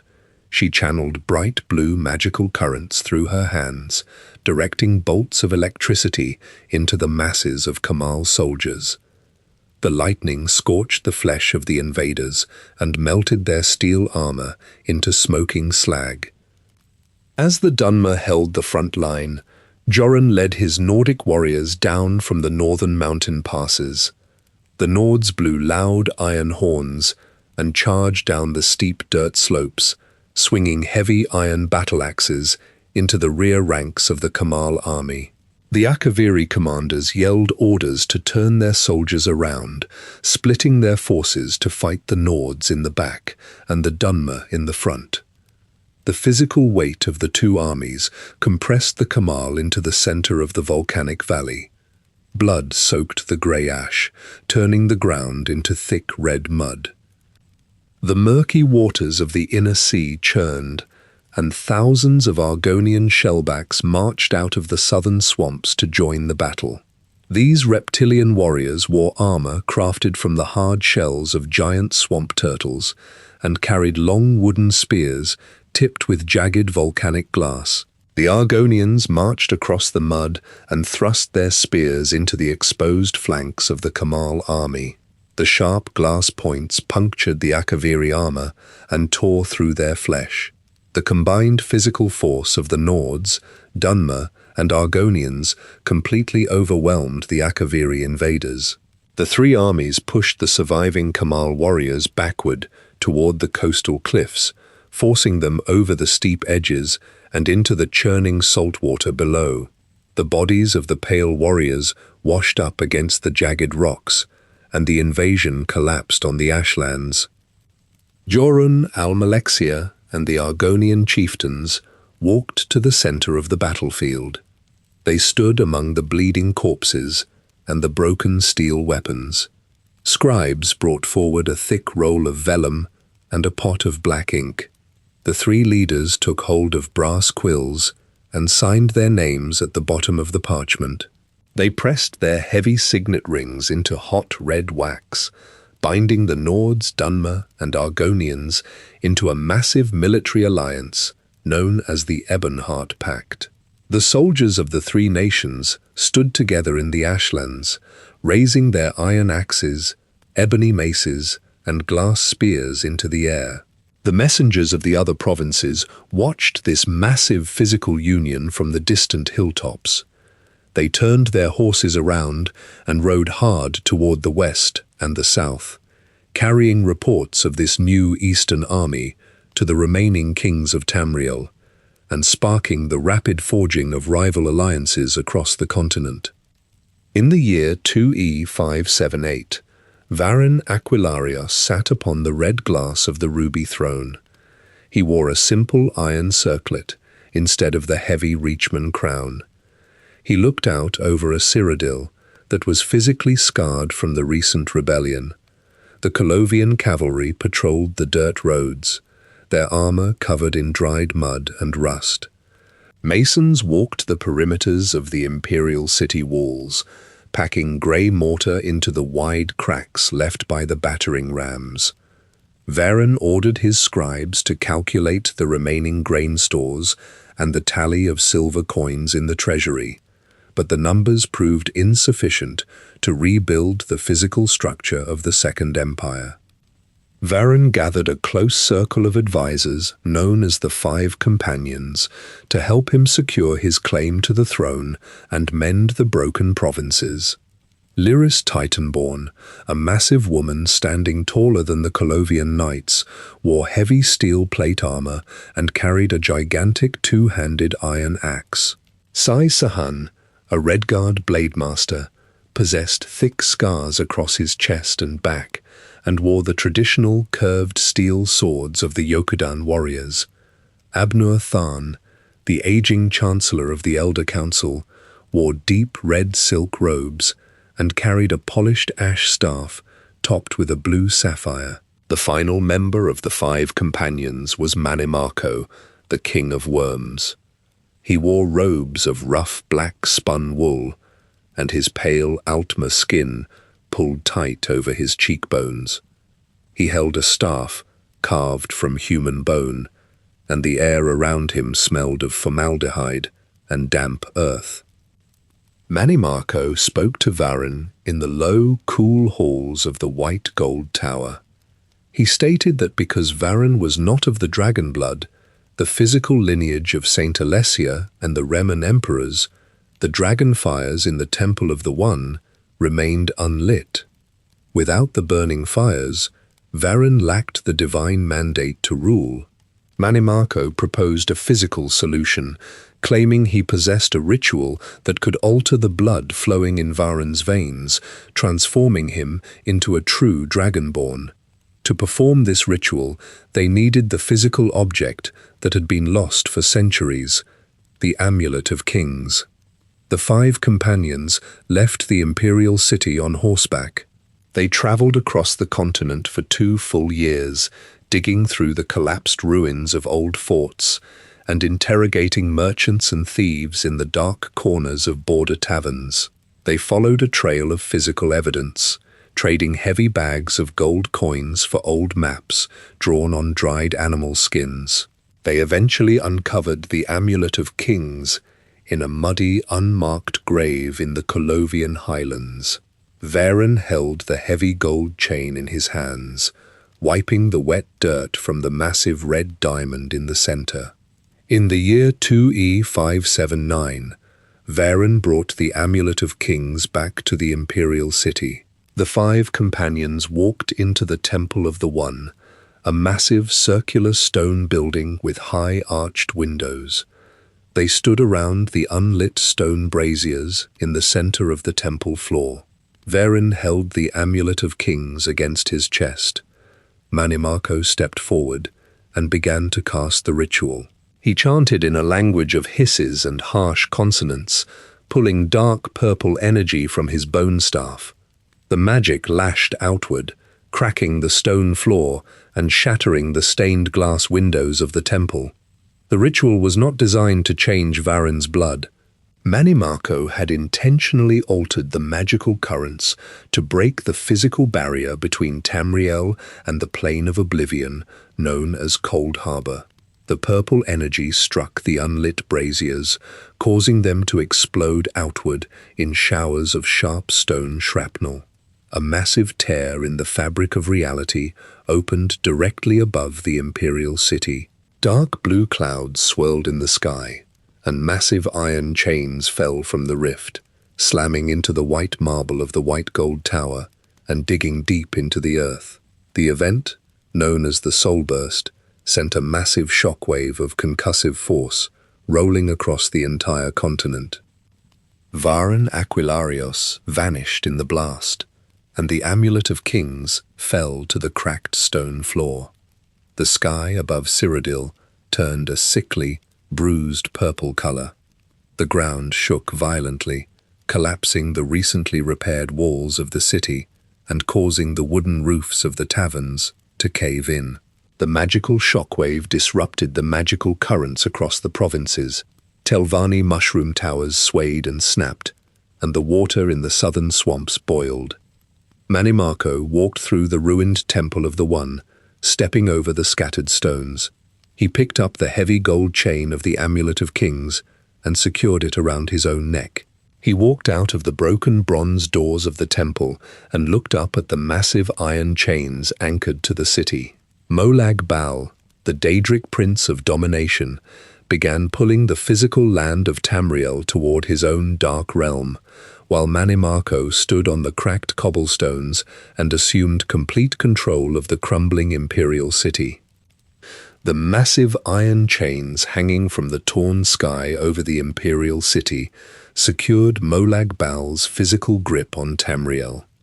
These heavy chains, known as dark anchors, plunged into the dirt and cracked stone of the continent, pulling massive chunks of land directly upward into the swirling purple vortex.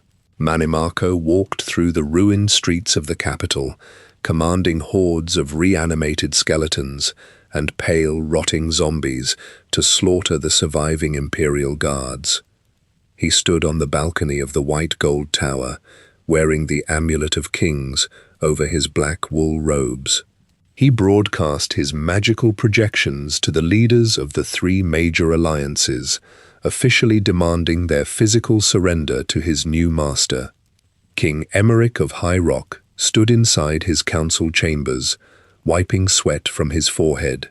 He unrolled a map of the continent and pointed a steel dagger at the central province. He formed the Daggerfall Covenant, physically binding the Breton kingdoms, the Redguard swordsmen of Hammerfell, and the Orcish clans of the Hrothgarian mountains into a single military force.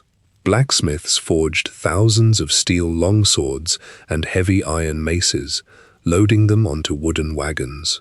Emeric's generals commanded their soldiers to march southward along the packed dirt roads, aiming their weapons toward the imperial city and the Daedric forces occupying it.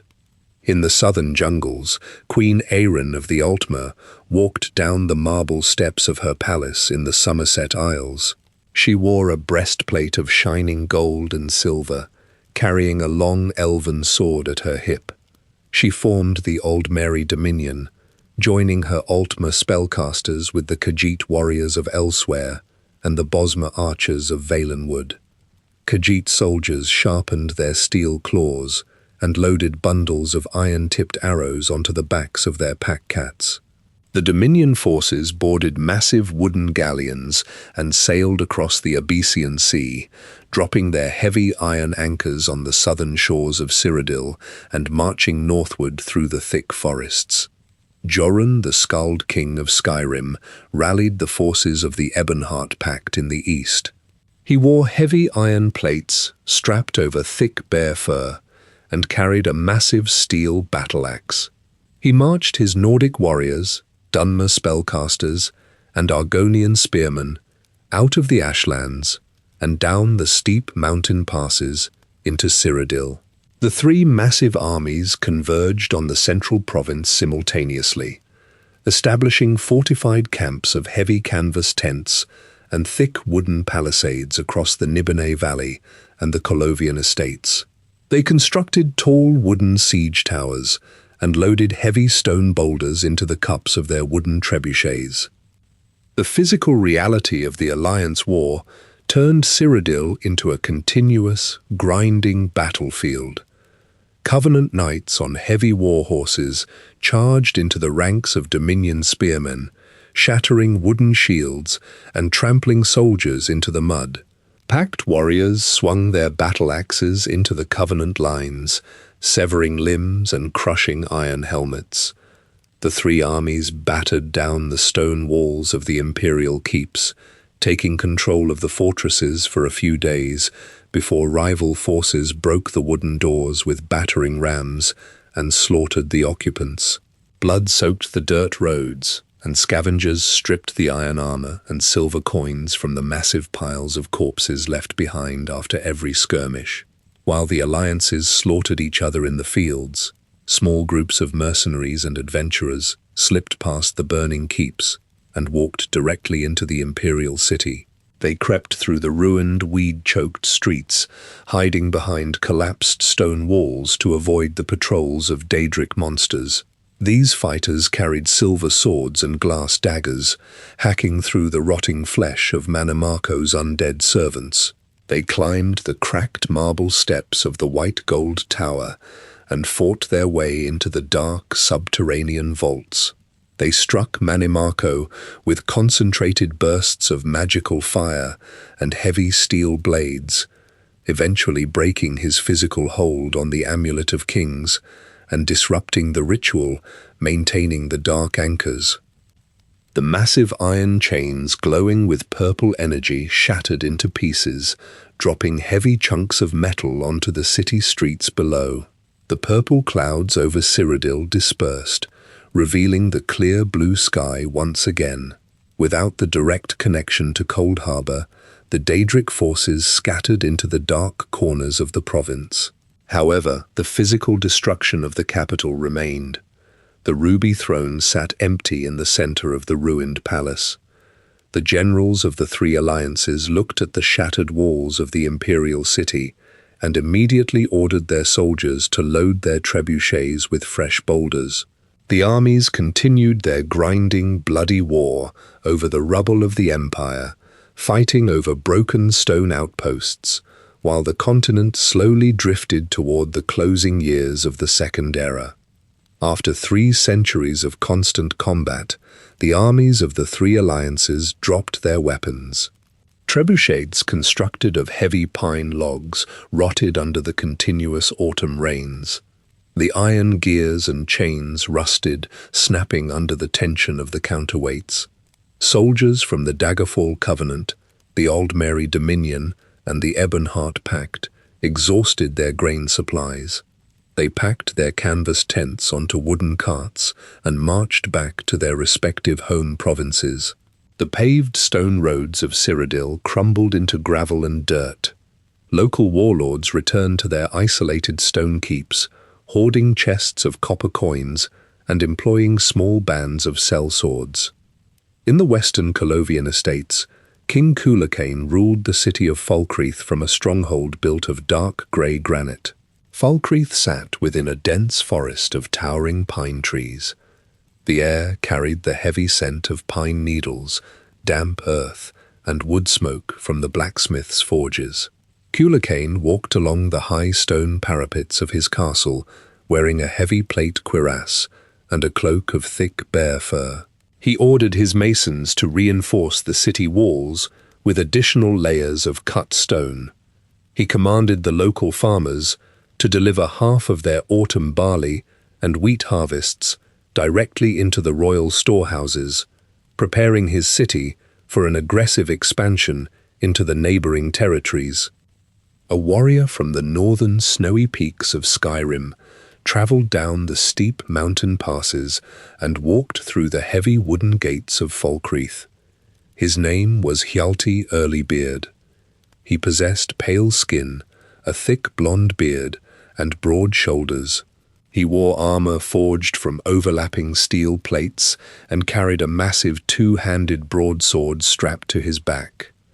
Cuchulainn hired Hjalti, placing a heavy sack of stamped silver coins onto a wooden table. Hjalti picked up the coins and took command of the Falkreath infantry. He marched the local soldiers into the muddy training fields, showing them how to lock their heavy wooden shields together and thrust their iron-tipped spears forward in absolute unison. Cuchulainn directed his newly trained army northward against the Reachmen. The Reachmen tribes occupied the fortress of Old Harolden in the rocky valleys of the Reach. The walls of Old Harolden consisted of massive, unhewn boulders stacked tightly together and sealed with hardened grey mortar. Reachmen warriors stood on the high battlements, wearing the cured hides of wolves. They pulled back the hemp strings of their bows and released flights of iron arrows at the advancing Falkreath soldiers. The arrows lodged into the wooden shields of Cuchulainn's infantry with loud, cracking sounds. Hjalti Earlybeard walked to the front of the shield wall. He planted his leather boots firmly into the rocky dirt and took a deep breath, pulling the cold mountain air into his lungs. He opened his mouth and projected a massive wave of concussive force using the ancient Nordic magic known as the Thuum. The physical shockwave struck the solid stone walls of Old Harolden. The impact vibrated the granite boulders and completely shattered the grey mortar holding the rocks together. Massive chunks of stone tumbled to the ground, crushing the wooden barricades and creating a wide opening in the defensive perimeter. The Falkreath soldiers charged through the rubble, raising their iron spears and engaging the Reachmen in close combat. Hjalti pulled his steel broadsword from his back and swung the heavy blade in wide arcs. The steel edge cut cleanly through the bone axes and leather armor of the tribal warriors. Blood pooled on the broken stones and soaked into the dirt. The surviving Reachmen dropped their weapons and fled through the back gates of the fortress. Hjalti's soldiers carried the banner of Falkreath, a thick canvas cloth painted with a black eagle, and hoisted it up, a tall pine pole, over the ruins of the keep. The soldiers of the Colovian estates gathered around Hjalti Earlybeard in the dirt courtyard of Old Harolden. They beat the flats of their iron swords against their wooden shields, creating a rhythmic, metallic drumming. They gave Hjalti a new title in their native tongue, calling him Talos, meaning storm crown. Talos strapped a helmet of polished steel over his blonde hair and led the army back southward. He marched the infantry across the Colovian estates, breaking down the wooden gates of rival lords and capturing their stone fortresses. He secured the western half of Cyrodiil entirely under the physical rule of King Cuchulainn. Cuchulainn sat at his long oak table inside the great hall of Falkreath. He unrolled a massive parchment map of Cyrodiil and placed an iron dagger directly over the imperial city. He ordered his quartermasters to load dozens of wooden wagons with salted pork, heavy sacks of flour, and barrels of fresh water. Cuchulainn commanded Talos to assemble the heavy cavalry, the spearmen, and the archers on the dirt roads leading east. The king and his general mounted their armored war horses, turned their faces toward the Nibelheim Valley, and prepared to march their unified army directly to the capital to claim the empty ruby throne. Talos rode his armored warhorse down the paved stone roads of the Nibelheim Valley. He wore heavy plates of imperial steel over chainmail, and a red dragon banner flapped from the wooden pole fixed to his saddle. The army of Falkreath marched behind him, their iron-shod boots striking the cobblestones in steady rhythm. King Cuchulacain rode beside his general, wearing a golden crown and carrying a heavy iron mace. The Colovian cavalry rode on the flanks, holding their ash lances upright. As they approached the imperial city, the remaining petty warlords of the Nibene region realized the physical strength of this unified army. The eastern lords dropped their swords, unbolted the heavy iron gates of their stone keeps, and knelt in the mud before Cuchulacain, pledging their soldiers to his banner. The Colovian forces set up a massive siege camp outside the high stone walls of the capital.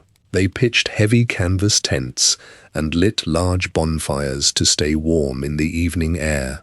The imperial city remained under the physical control of the local Nibenese battle mages and the remnants of the old imperial guard, who had taken the city back from the remaining Reachmen after Varin's death. Talos did not order his engineers to build wooden siege towers or battering rams.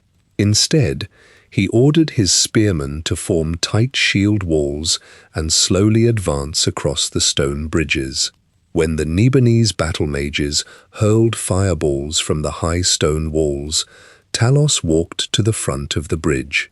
He inhaled deeply and projected another concussive blast of the Thu'um. The physical shockwave struck the stone battlements, shattering the marble parapets and throwing the defending spellcasters into the moat below. Talos and his soldiers walked through the broken stone entryways and completely secured the imperial city. Cuchulacain rode his warhorse through the market district, and the scribes prepared the heavy vellum scrolls for his official coronation as the Emperor of Cyrodiil. However, on the night before the ceremony, assassins slipped past the Colovian guards. These killers wore dark leather armor and carried thin steel blades coated in a dark, viscous poison. They entered the stone palace and walked into the royal bedchambers. The assassins drove their poisoned blades directly into King Cuchulacain's chest, killing him instantly on his velvet sheets. The assassins then moved to the adjacent chambers and found Talos. They swung their steel blades, and one blade sliced across Talos's throat, cutting deep into the flesh and vocal cords. Blood poured down the front of Talos's armor, but he pulled his heavy broadsword from its scabbard and fought back. He swung his steel weapon and severed the limbs of the attackers, leaving their bodies bleeding on the marble floor. Talos survived the attack, but the deep cut across his neck completely destroyed his physical ability to use the Nordic magic of the Thu'um. Talos walked out of the bedchambers, holding his blood-soaked tunic against his neck. The Colovian generals and the imperial scribes gathered in the throne room. They looked at the dead body of King Cuchulacain and then looked at the surviving general. The scribes dipped their quills into black ink and immediately recorded Talos as the new emperor of Cyrodiil. They gave him a new imperial name, writing Tiber Septim onto the official ledgers. Tiber Septim took the iron crown intended for Cuchulacain and placed it upon his own head. He sat upon the red glass of the ruby throne, physically establishing the Septim dynasty. Tiber Septim immediately focused his attention on the borders of the empire. He ordered the blacksmiths of Cyrodiil to forge thousands of new steel swords and iron shields. He reorganized the local militias into highly disciplined imperial legions. The soldiers wore standardized armor of red leather and overlapping steel plates. They carried heavy rectangular shields painted with the golden diamond crest of the new empire. Septim marched his legions northward, engaging the Nords of Skyrim and the Bretons of High Rock. The imperial soldiers broke down the stone walls of the northern keeps, using heavy iron battering rams. When the local kings surrendered, Septim allowed them to keep their local titles, but he forced them to pay massive tributes of silver coins and raw iron directly into the imperial treasury. The legions then turned southward, marching into the deserts of Hammerfell and the swamps of Black Marsh. The Red Guard warriors of the Alika Desert fought back with their curved scimitars, but the organized Imperial shield walls pushed them back into the sand dunes. The Argonian tribes retreated deep into the poisonous bogs, and the Imperial soldiers built thick stone forts along the borders to physically contain them. Septim appointed imperial governors to manage the conquered provinces, installing them in the high stone palaces and surrounding them with heavily armed guards. Tiber Septim physically expanded his empire across the entire continent using steel, gold, and massive armies. He secured the borders of High Rock, Skyrim, Hammerfell, Black Marsh, and elsewhere.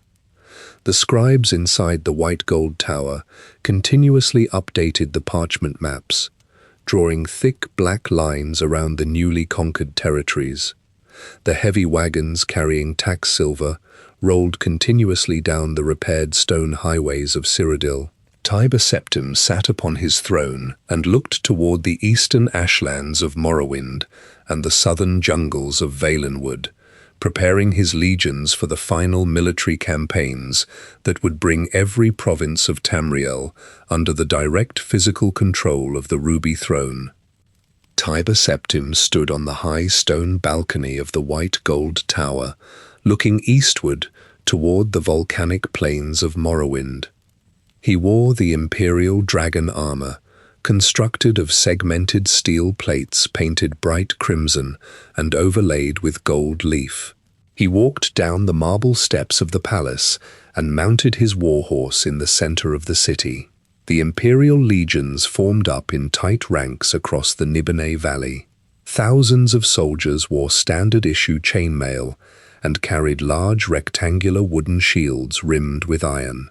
Septim directed his commanders to march the infantry toward the craggy stone passes of the Valus Mountains, intending to cross the physical borders of the Dunmer province. The Tribunal of Morrowind watched the massing Imperial troops from their floating cantons and subterranean clockwork halls. The living god Vivec hovered above the water in his palace, his dual-colored skin catching the light of the braziers. He ordered his high ordinators to gather in the western passes, equipping them with polished ebony maces and shields crafted from hardened insect resin. House Redoran moved its warriors to the front lines, gripping iron claymores and wearing bone helmets. The Imperial legions slammed into the Dunmer lines, pushing their iron-rimmed shields forward and thrusting their short swords into the gaps between the bone plates.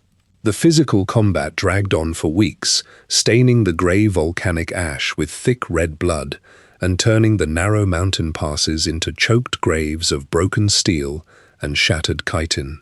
Vivec observed the mounting casualties and the sheer volume of Imperial reinforcements pouring through the mountains.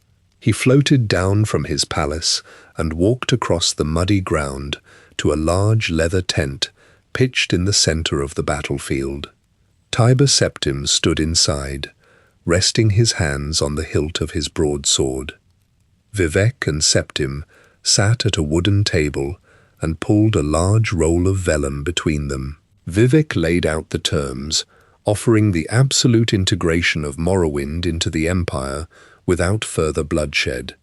In exchange, he demanded the total preservation of the Tribunal's religious authority and the uninterrupted continuation of House Drez's agricultural slavery. Both men dipped brass quills into black ink and signed the armistice. Vivec sealed the treaty by handing Septim a massive physical object, the Numidium, a towering brass golem constructed centuries earlier by the Dwemer. The Imperial engineers used heavy carts and teams of draft horses to drag the massive brass construct back to Cyrodiil in pieces. Septim directed his scribes to update the Imperial ledgers and immediately turned his generals toward the final unconquered territory, the Aldmeri Dominion in the south. The Altmer and Bosmer held the dense jungles of Valenwood and the island province of the Somerset Isles. Septim moved the disassembled pieces of the Numidium into the halls of Colossus, an ancient stone complex in Elsewhere. He ordered his battle mages to assemble the giant brass automaton. The mages connected the heavy brass gears, thick copper pistons, and long steam pipes. They lacked the original power source, the heart of Lorcan. So Septim's battle mage Zurin Arctus placed the Mantella, a massive soul gem glowing with bright green energy, into the chest cavity of the machine. The Numidium stood hundreds of feet tall, casting a long shadow over the dry earth. Septim gave the command, and the massive brass golem stepped forward, its metal feet crushing the ground with concussive impacts. The Numidium walked southward, wading straight into the Abyssinian Sea. The water boiled around its heated brass legs as it crossed the ocean toward the Somerset Isles. The Altmer commanders stood on their pristine white stone battlements, firing thousands of glass arrows and casting concentrated blasts of lightning at the automaton. The magic deflected harmlessly off the thick brass plating. The Numidium stepped onto the pristine beaches of Alinor, crushing the white stone docks under its massive feet. It swung its giant brass arms, smashing the high walls of the elven cities and toppling the ancient spires into the streets. The physical destruction caused by the giant machine forced the Altmer leadership to completely surrender their province within a matter of hours. Elven dignitaries walked out of the rubble carrying white flags and knelt before the imperial commanders, handing over the keys to their treasuries and arsenals. In the year 2E 896, Tiber Septim gathered his generals and scribes in the throne room of the White Gold Tower. The scribes unrolled a massive map encompassing the entirety of Tamriel, drawing a thick black border around every single province, from the northern snows of Skyrim to the southern jungles of Elsewhere. Septim placed his iron crown on the table and declared the complete physical unification of the continent under the Septim Empire. He ordered the scribes to close the heavy leather ledgers of the Second Era. They brought out fresh parchment, dipped their quills into the black ink, and wrote the date as the first day of the first year of the Third Era, physically ending the long centuries of the interregnum and binding the world under a single throne. The brass golem, the Numidium, did not stop moving after the Altmer surrender in the Somerset Isles. Tiber Septim ordered his battle mages to maintain the physical connection to the Mantella, the massive soul gem powering the machine. The Emperor directed the automaton back across the Abyssinian Sea and marched it through the western provinces.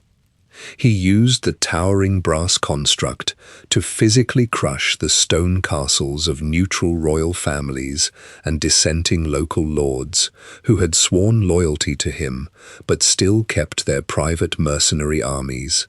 The heavy metal feet of the Numidium stomped the high stone walls of these independent estates into powdered rubble. The brass arms swung through the courtyards, shattering the timber keeps and burying the rebellious nobles under tons of broken rock, shattered glass, and splintered oak.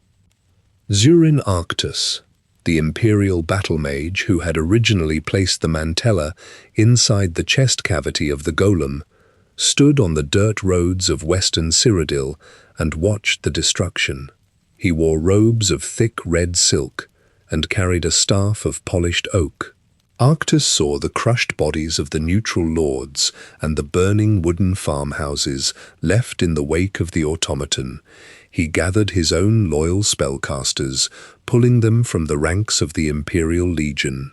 These mages carried staffs of carved bone and wore thick iron rings enchanted with electrical currents. Arctus commanded them to march toward the massive brass machine to physically sever the connection between the golem and the soul gem. The confrontation occurred in the open dirt plains. The Numidium stood hundreds of feet high, its brass plating reflecting the harsh sunlight and casting a long, dark shadow over the dry grass. Zurin-Arctus walked directly into that shadow. He pointed his oak staff at the brass chest cavity of the golem and channeled thick streams of concentrated lightning. The electrical currents struck the metal plating, heating the brass until it glowed bright orange and emitted thick plumes of grey smoke. The Imperial guards controlling the machine from the ground drew their steel broadswords and charged at the rebel battle mages. The spellcasters swung their staves and cast spheres of burning pitch into the ranks of the soldiers. The liquid fire splashed against the red leather armor of the guards, burning through the padding and searing their skin. Arctus pushed more magical energy into the heated brass plating of the Numidium. The thick metal buckled and cracked under the intense thermal stress, producing loud, screeching sounds of tearing bronze. The Imperial battle mage forced the magical currents deep into the internal gears and pistons of the golem, bypassing the spinning iron cogs and reaching the glowing green stone of the mantella. The physical clash of the destructive magic and the trapped soul energy inside the gem triggered a massive shockwave of concussive force. The resulting explosion shattered the entire chest cavity of the Numidium, massive cogs of solid brass, thick copper pipes, and heavy iron bolts blasted outward in every direction. The heavy metal debris rained down upon the fields, gouging deep craters into the dirt and crushing the surviving soldiers beneath tons of hot brass. The towering legs of the automaton buckled at the knees, and the massive construct collapsed onto the plain. The impact of the metal striking the ground kicked up a dense cloud of brown dust and pulverized rock, completely blocking out the sun. The mantella blew out of the machine and shot upward through the atmosphere. The gem ripped a physical tear in the sky, trailing bright green light before disappearing into the void. The concussive blast from the explosion struck Zurin-Arctus directly in the chest. The physical force tore the flesh from his bones and burned his silk robes into grey ash. The blast threw his body backward across the dirt plain, leaving his skeletal remains smoking on the scorched earth. The silver rings on his fingers melted and fused directly to his blackened finger bones. The surviving Imperial soldiers eventually walked through the settling dust cloud and found the scattered wreckage of the Numidium. They picked up the heavy brass gears and the broken copper pipes, loading the debris onto reinforced wooden wagons drawn by teams of massive draft horses. The soldiers hauled the heavy metal pieces back to the Imperial city, dragging the wagons along the paved stone highways. Tiber Septim stood in the courtyard of the white gold tower and looked at the broken pieces of his ultimate weapon. He ordered his blacksmiths and engineers to lock the brass wreckage deep inside the subterranean stone vaults beneath the palace. Workers carried the heavy cogs and shattered plates down the spiral stone staircases, placing them behind thick iron doors and turning the heavy metal tumblers to seal the vaults. Tiber Septim lost his towering brass weapon, and he lost the Imperial battle mage who had helped him conquer the continent. He turned his physical attention away from the metal wreckage and looked at the environment of his capital province. The Nibonai Valley and the surrounding lands of Cyrodiil consisted of dense, humid jungles. Broad green leaves covered the pathways.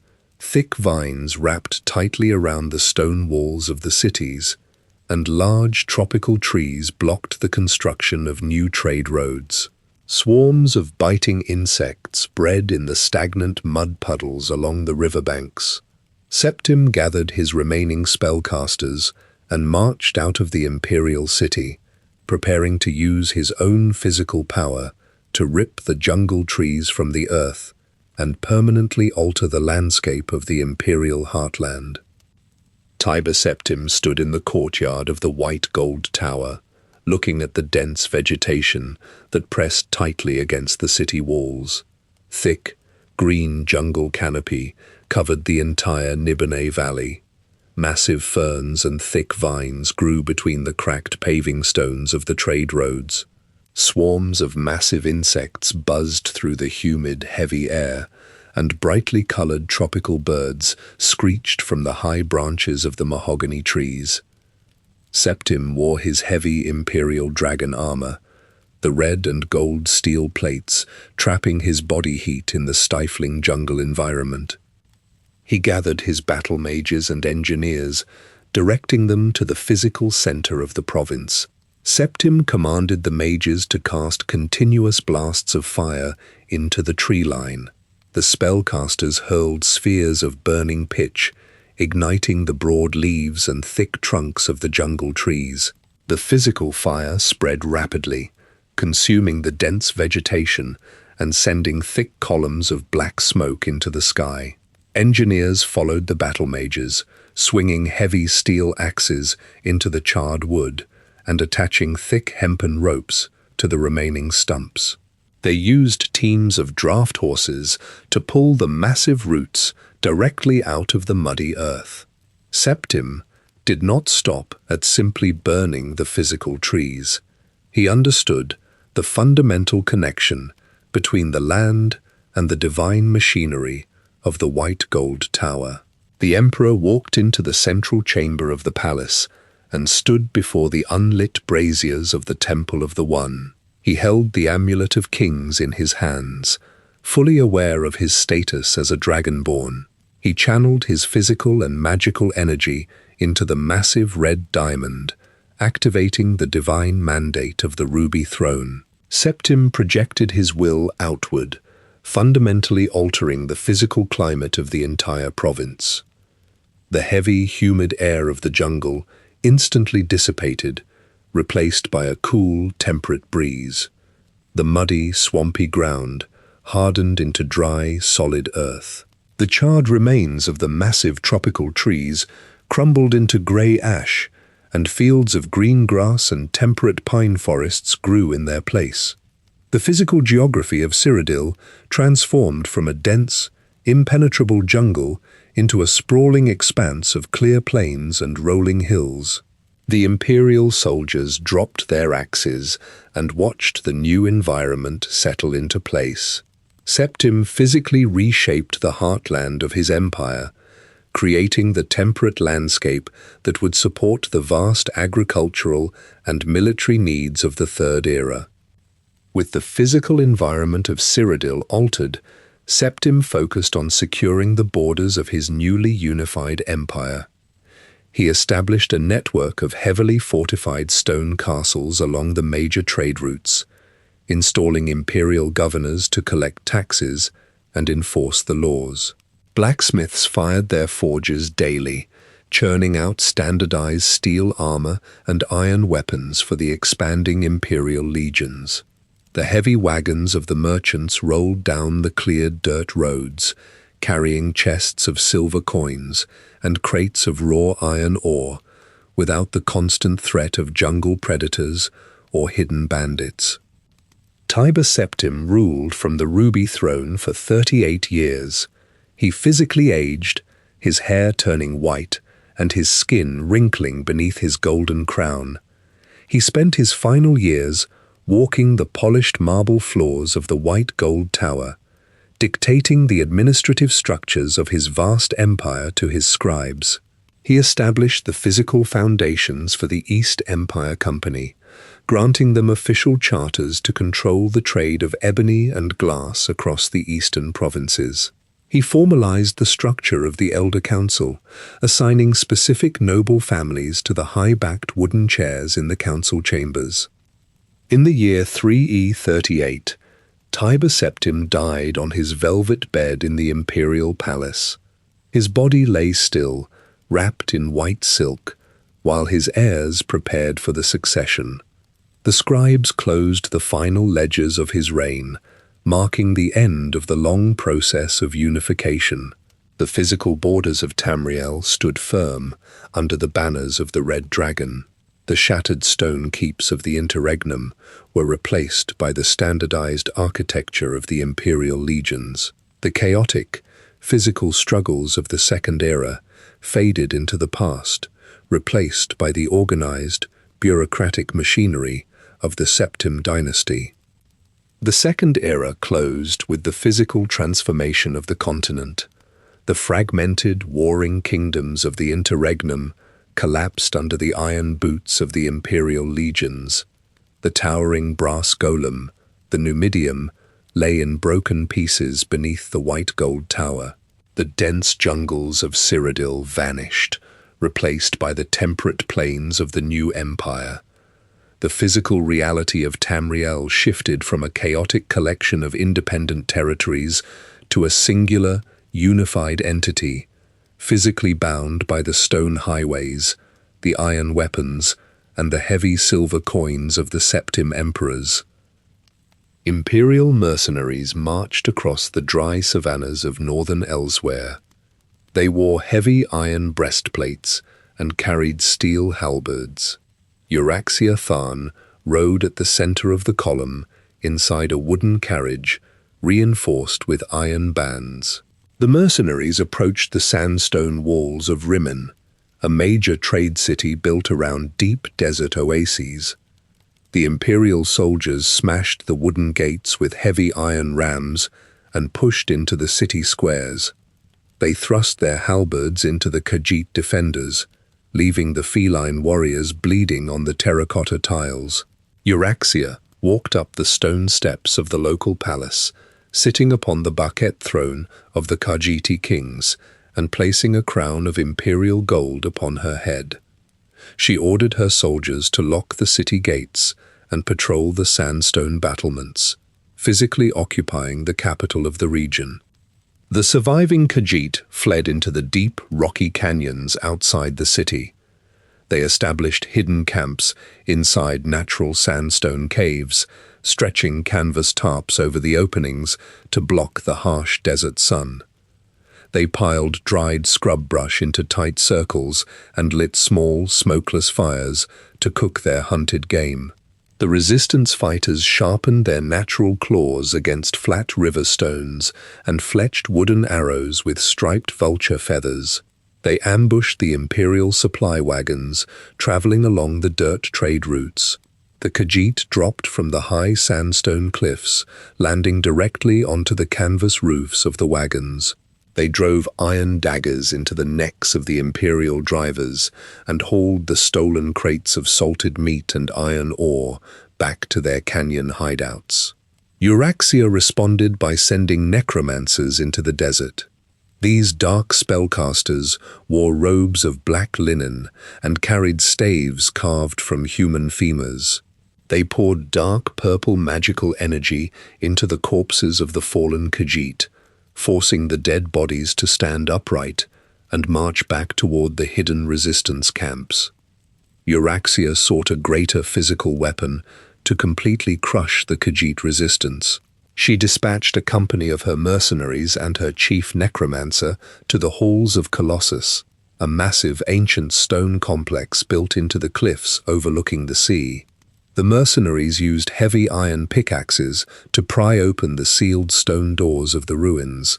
Inside the dark, echoing chambers, a massive central vault held a physical lock powered by a large, glowing blue crystal. Abnur Tharn, Euraxia's half-brother, traveled to the ruins and physically manipulated the crystal, attempting to secure the weapon for the imperial city. He channeled a beam of magical energy from his staff into the blue stone.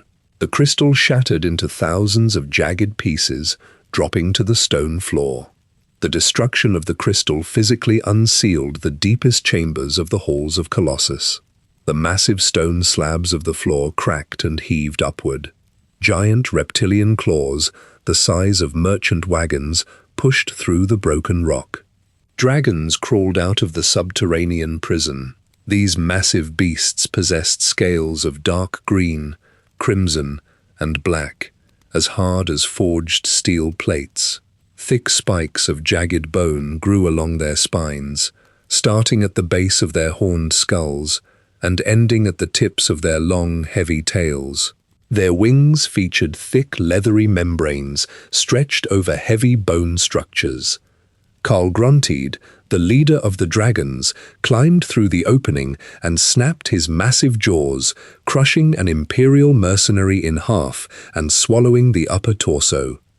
The dragons pushed their legs against the stone floor and launched themselves into the sky. They flapped their enormous wings, generating physical gusts of wind that knocked the remaining soldiers off the high cliffs and into the ocean below. The dragons flew over the dry savannas of northern Elsewhere, casting large shadows over the sand dunes. They opened their jaws and exhaled thick streams of orange fire onto the Khajiit farming settlements. The intense heat ignited the wooden frames of the houses and melted the iron tools left in the dirt. Clay water jugs shattered from the sudden thermal shock, spilling their contents into the baking sand. Khajiit villagers ran through the burning fields, coughing on the thick black smoke.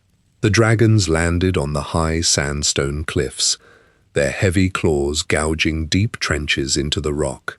They projected their voices through the valleys, using the physical force of the Thu'um to shatter the stone watchtowers of the local militias. The giant beasts demanded tribute, forcing the surviving Khajiit to drag herds of live cattle and sheep up the mountain trails and leave them at the mouths of the dragon lairs. The dragons clamped their jaws over the livestock, tearing the animals apart and leaving the crushed bones scattered across the rocky ledges. Euraxia Tharn watched the dragons circle the sky above Rimmon from her palace balcony. She ordered her necromancers to craft large banners bearing the symbol of a black dragon.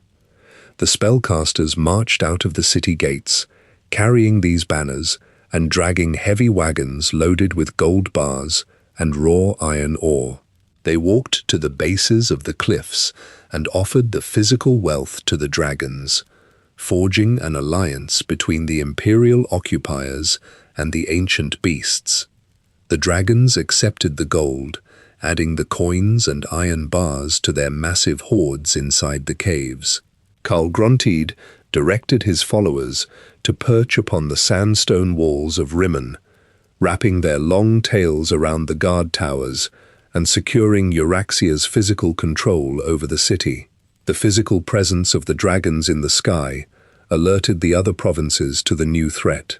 Messengers mounted their fastest horses and rode furiously northward toward the jungles of Valenwood and the high mountains of Skyrim, carrying warnings that the ancient beasts had returned and preparing the continent for a completely different kind of war.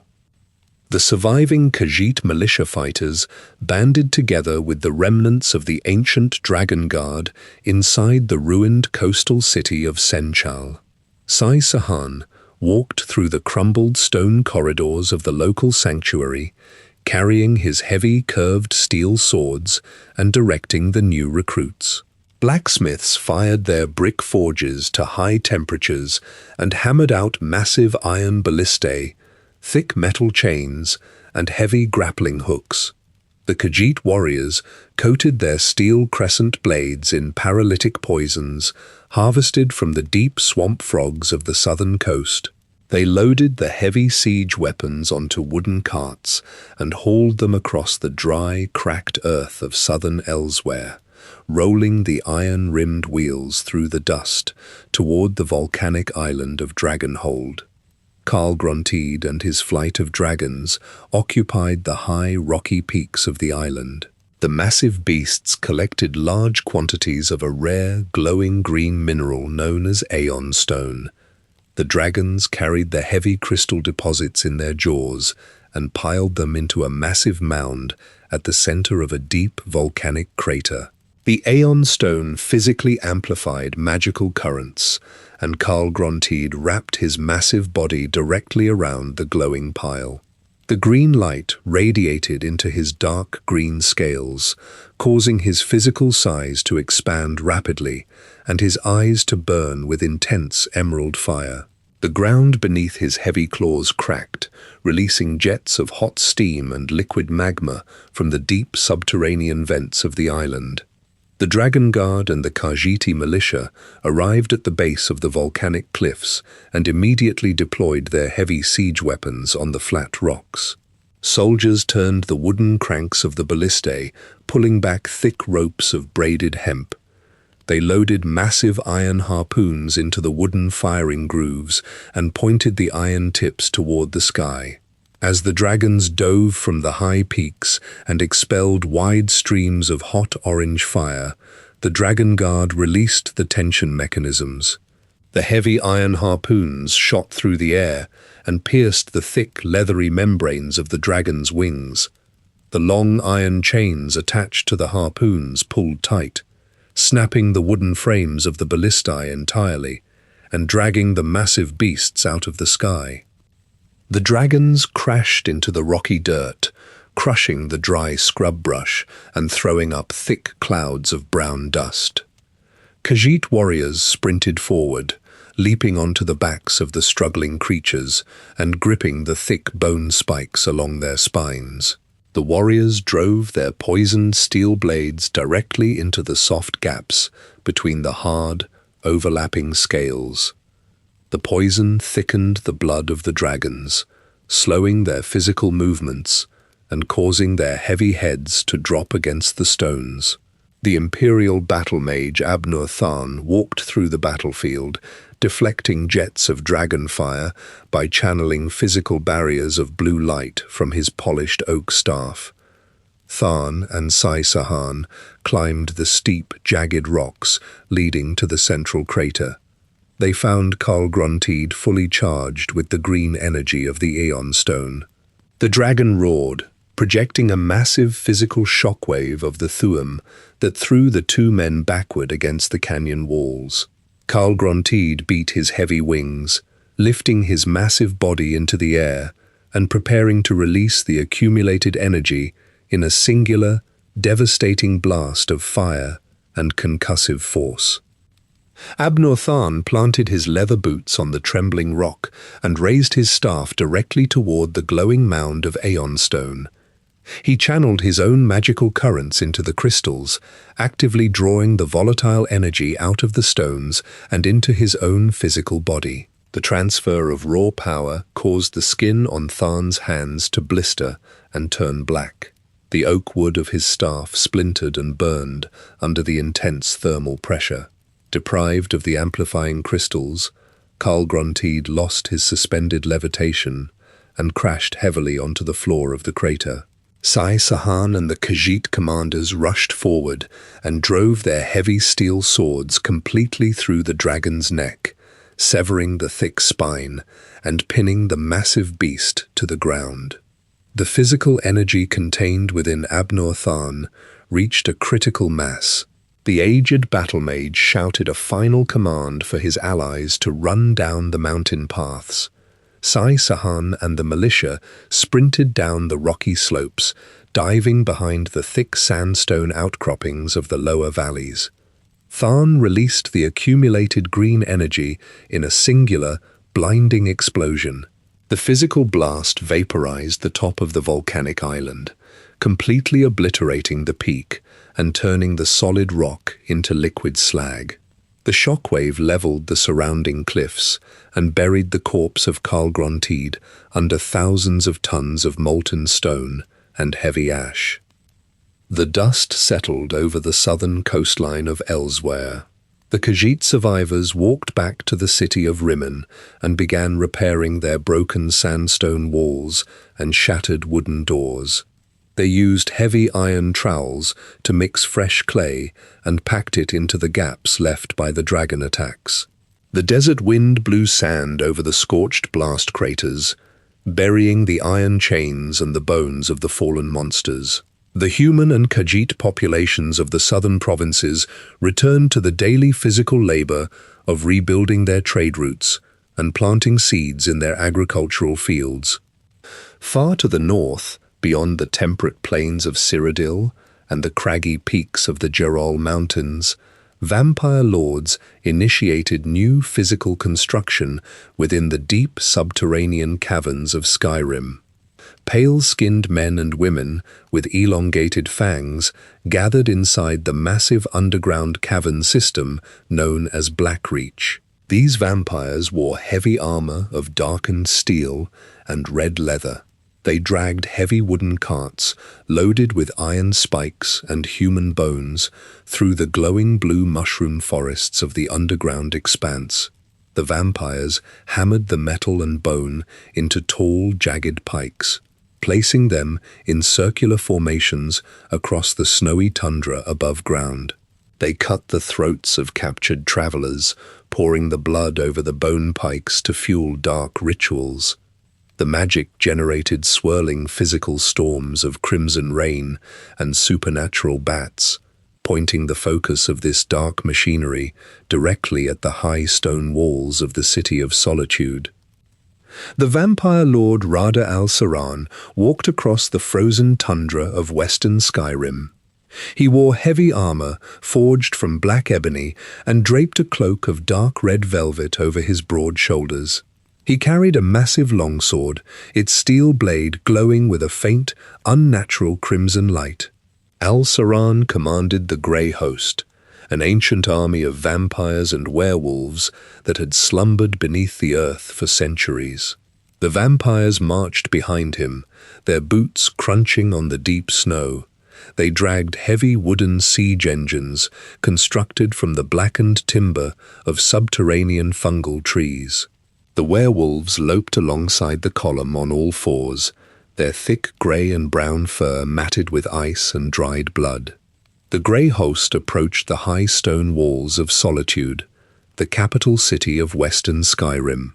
High King Svargrim stood on the battlements, gripping a heavy iron battle-axe and watching the undead army form its ranks.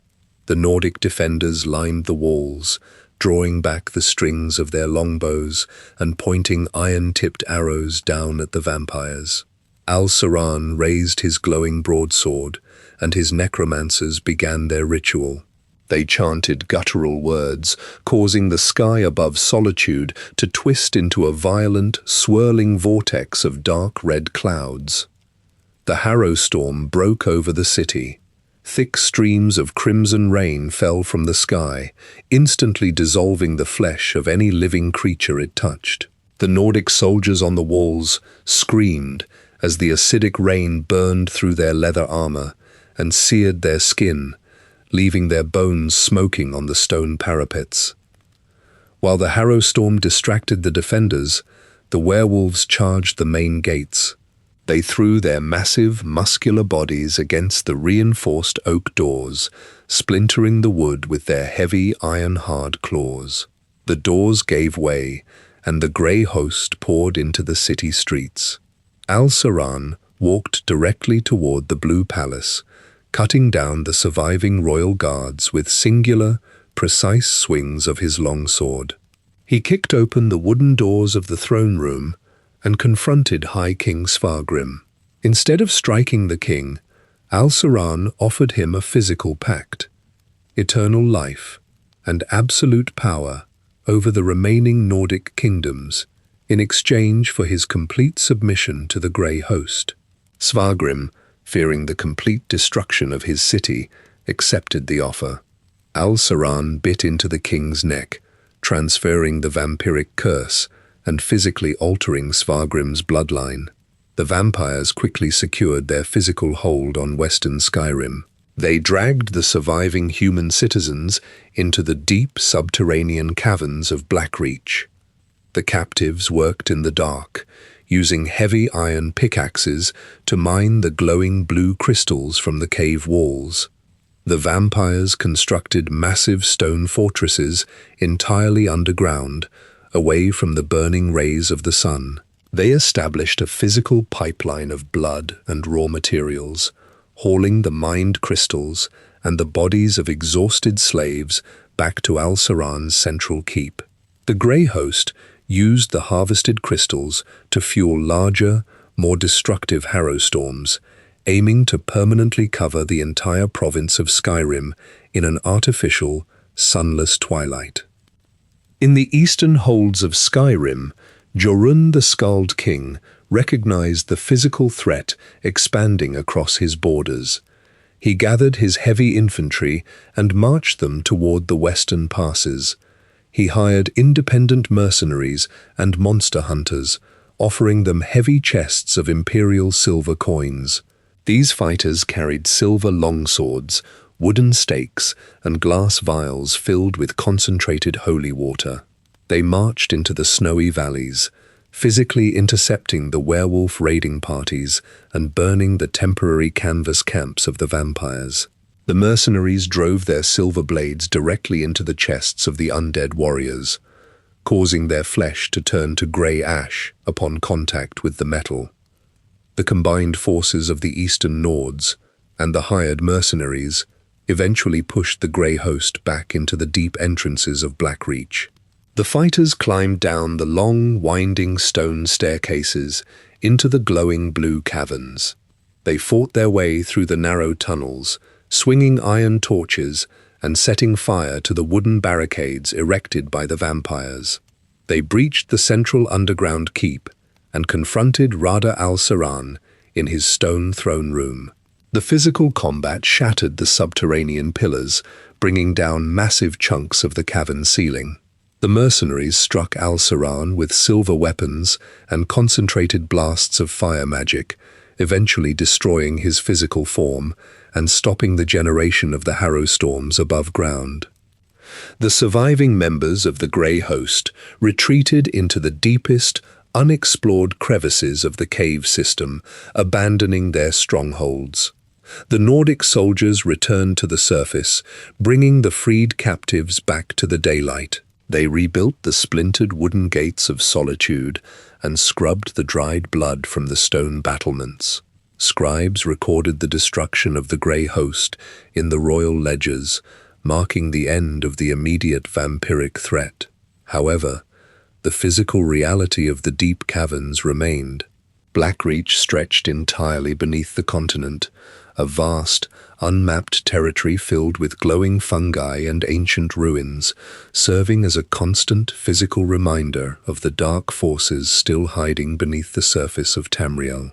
High King Svargrim sat on his throne inside the Blue Palace in Solitude.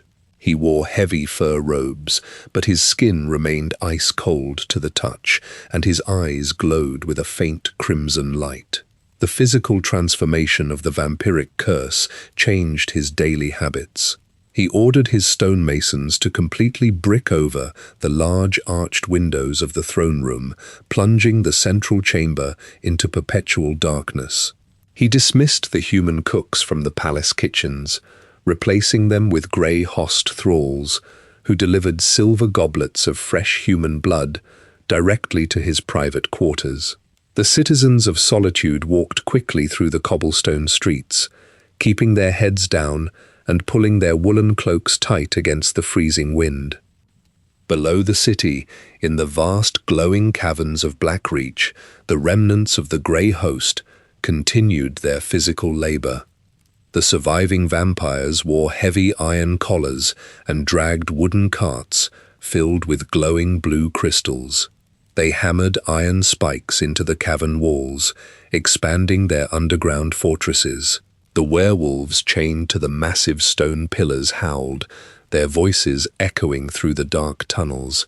Without Rada al-Saran to direct the massive Harrowstorms, the vampires lacked the magical power to breach the surface in full force, forcing them to operate entirely in the shadows.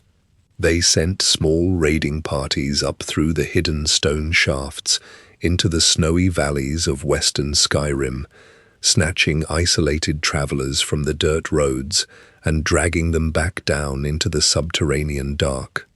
The Eastern Nords, under the command of Jorunn the Skald King, patrolled the snowy borders. They wore heavy plates of overlapping steel and carried long iron battle axes. They established physical checkpoints along the mountain passes, piling loose boulders into thick defensive walls. The soldiers chopped down pine trees and sharpened the wooden logs, planting them firmly into the snowy ground to deter werewolf charges. They lit massive bonfires every night, the orange flames reflecting off their polished helmets.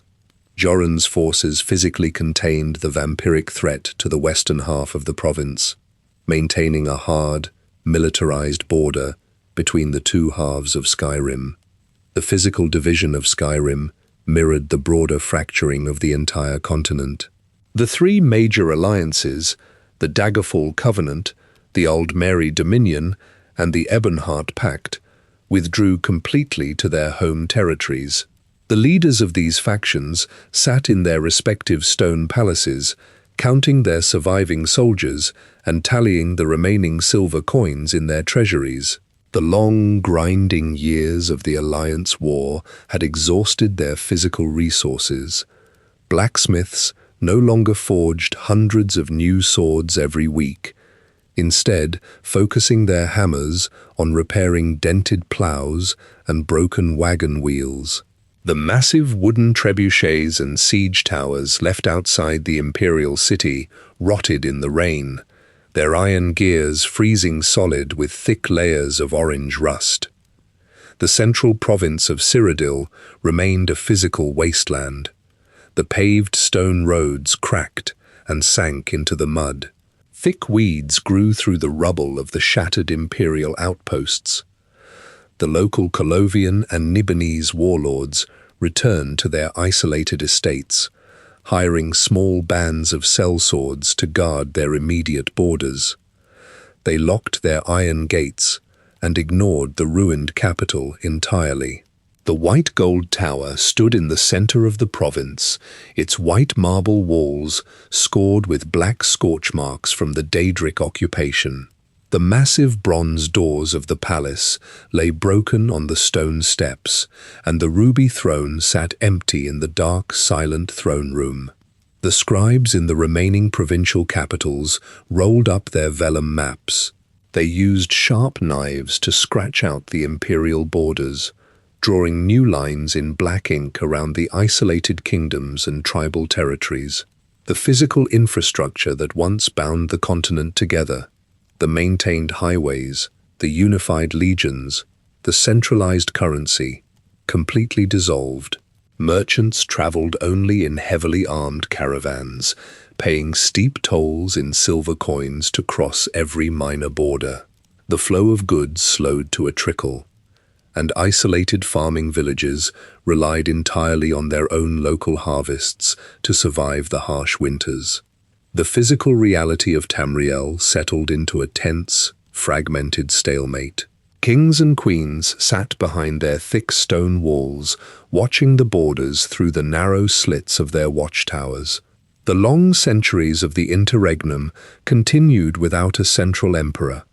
The physical scars of the Cunarharton flu, the Akaviri invasions, and the Daedric incursions remained permanently etched into the landscape of the continent. The people of Tamriel lived their lives in the shadow of the ruined empire, planting their crops in the dirt and sharpening their iron tools, completely unaware of the massive political shifts that would eventually rise from the mountainous borders of the Colovian estates.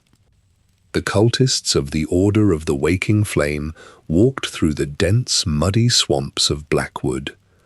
They wore heavy robes of dark red cloth and carried curved iron daggers on their belts.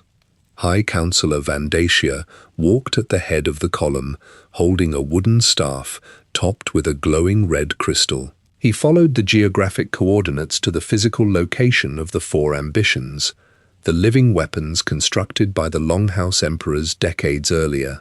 The cultists used heavy steel machetes to chop through the thick green vines and submerged mangrove roots of the southern marsh. They approached a hidden subterranean vault built from fitted grey granite blocks. Vandatia pressed his red crystal against the iron lock of the heavy stone door. The metal gears clicked and shifted, and the heavy door swung outward on its iron hinges, exposing a damp, dark chamber, smelling of wet earth and ancient parchment.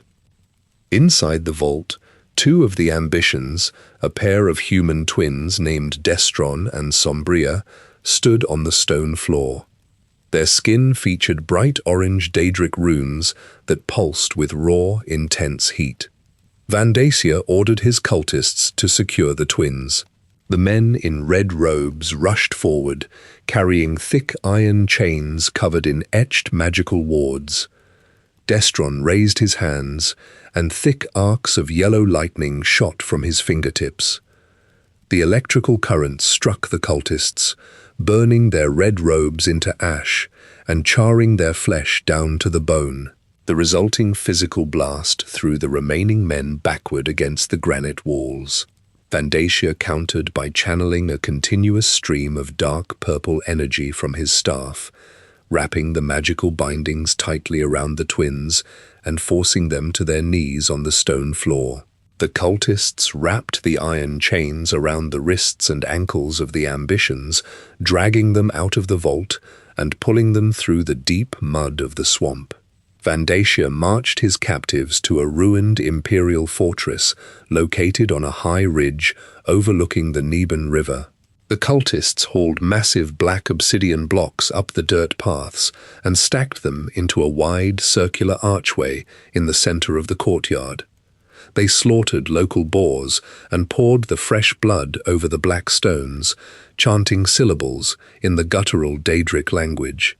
The physical space inside the archway warped and shifted, tearing open a portal directly into the Deadlands, the oblivion realm of Mehrunes Dagon. The portal revealed a landscape of jagged black mountains, bubbling pools of liquid magma, and a sky filled with thick red clouds. Heat radiated from the open rift, singeing the eyebrows of the cultists and raising the temperature of the courtyard. A company of imperial mercenaries and Blackwood city guards tracked the cultists to the fortress.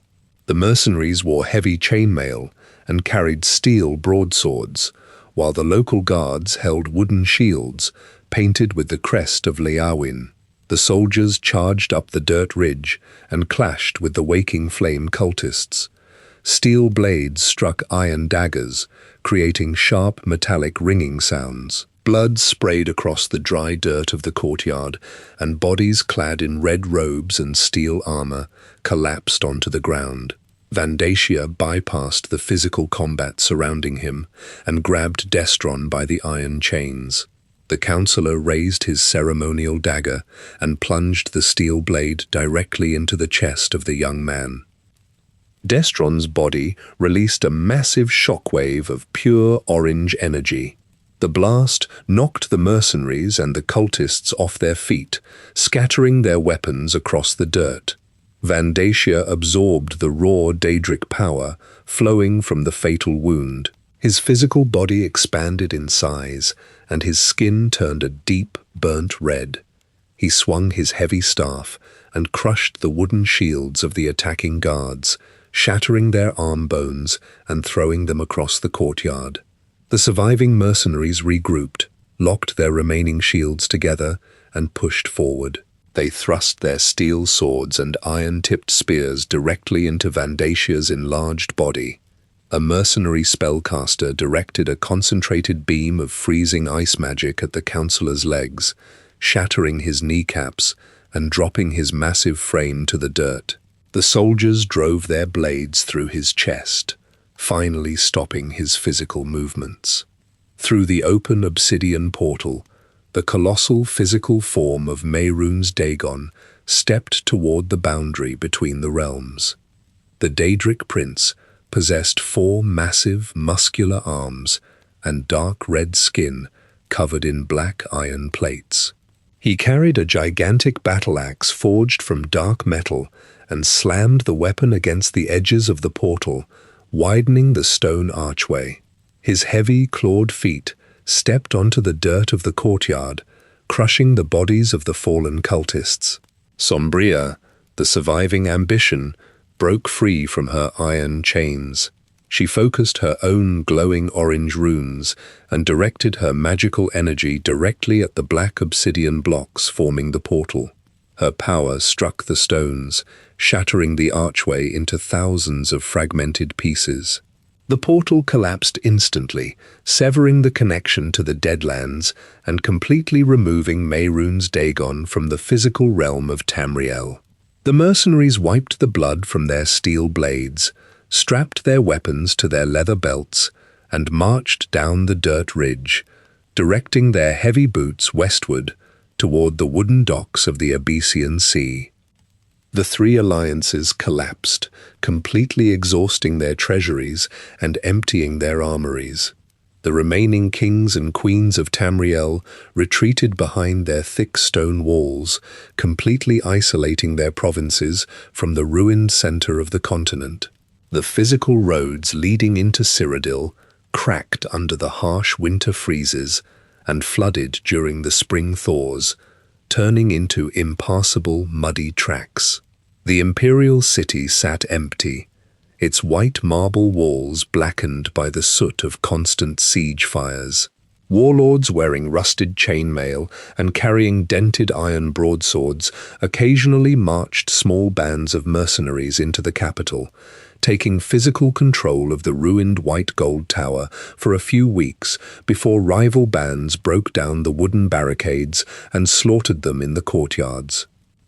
In the western mountains of the Colovian estates, King Cuchulainn of Falkreath ordered his stonemasons to reinforce the grey granite walls of his fortress. He directed his quartermasters to lock the heavy wooden doors of the city grain silos, hoarding the autumn harvests and preparing his remaining troops for regional expansion. Cuchulainn walked the battlements in his thick, bare fur cloak, watching a single warrior march up the steep dirt path toward the city gates. The warrior possessed broad shoulders, pale skin, and a thick blonde beard. He wore armor crafted from overlapping steel plates and carried a massive iron broadsword strapped tightly across his back. Cuchulainn met the warrior in the courtyard, handed him a heavy canvas sack filled with silver coins, and gave him direct physical command of the Falkreath infantry.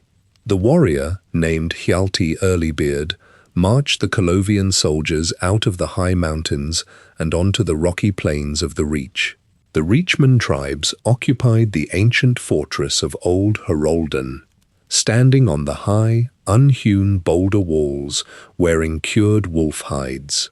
The Reachman archers pulled back the hemp strings of their bows and fired volleys of iron-tipped arrows down at the advancing Falkreath infantry.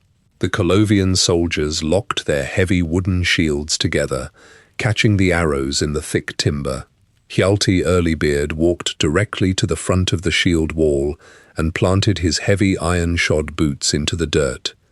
He inhaled deeply and projected a massive concussive shockwave from his mouth, utilizing the ancient Nordic magic of the Thu'um. The physical force of the blast struck the walls of Old Herolden, shattering the hardened grey mortar holding the boulders together. Massive chunks of stone tumbled outward, crushing the wooden defensive barricades and creating a wide opening in the perimeter. Hjalti drew his steel broadsword and led the infantry charge through the rubble. The steel blades of the Colovians cut through the bone axes and leather armor of the Reachmen, spilling dark red blood across the broken stones. The surviving tribal warriors dropped their weapons and fled through the eastern gates. The Falkreath soldiers secured the fortress, raising their iron swords into the air and granting Hjalti a new title in their native language, Talos, meaning storm crown. Talos returned to Falkreath and placed the heavy iron keys of Old Herolden on King Cuchulainn's wooden table. Cuchulainn unrolled a massive parchment map of Cyrodiil and placed a steel dagger directly over the imperial city. The king and his general marched the unified Colovian army eastward. They rolled heavy wooden wagons filled with supplies down the dirt roads and easily crushed the disorganized Nibonese militias occupying the capital. The Colovian spearmen broke the wooden gates of the remaining warlords and secured the physical perimeter of the white gold tower. The scribes of the city prepared the thick vellum scrolls for Cuchulainn's coronation, mixing fresh black ink in small clay pots.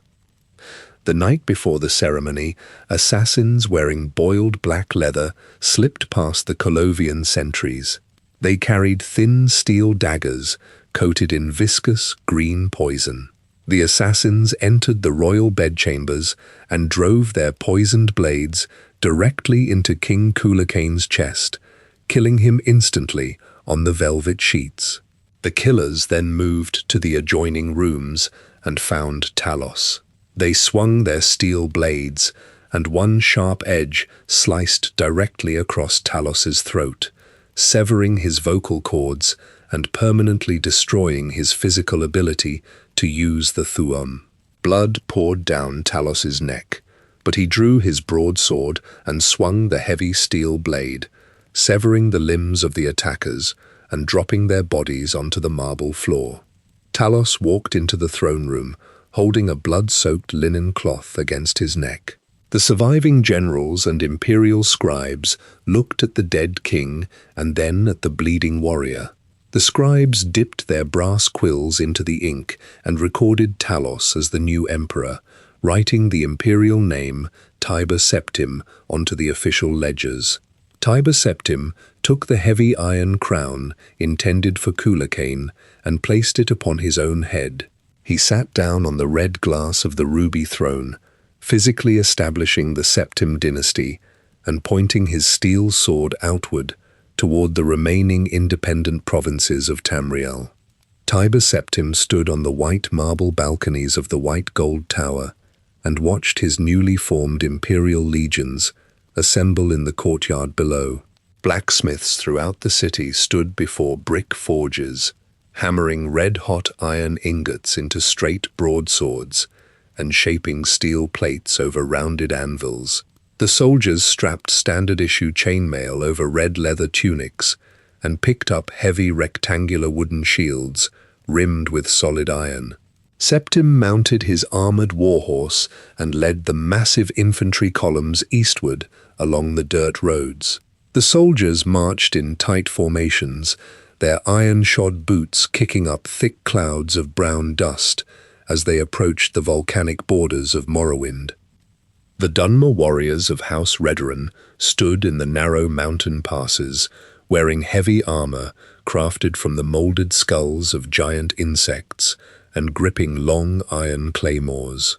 The Imperial vanguard crashed into the Dunmer lines, pushing their iron-rimmed shields forward and thrusting their steel short swords into the gaps between the bone plates. Volcanic ash fell from the sky, coating the soldiers in a fine grey powder.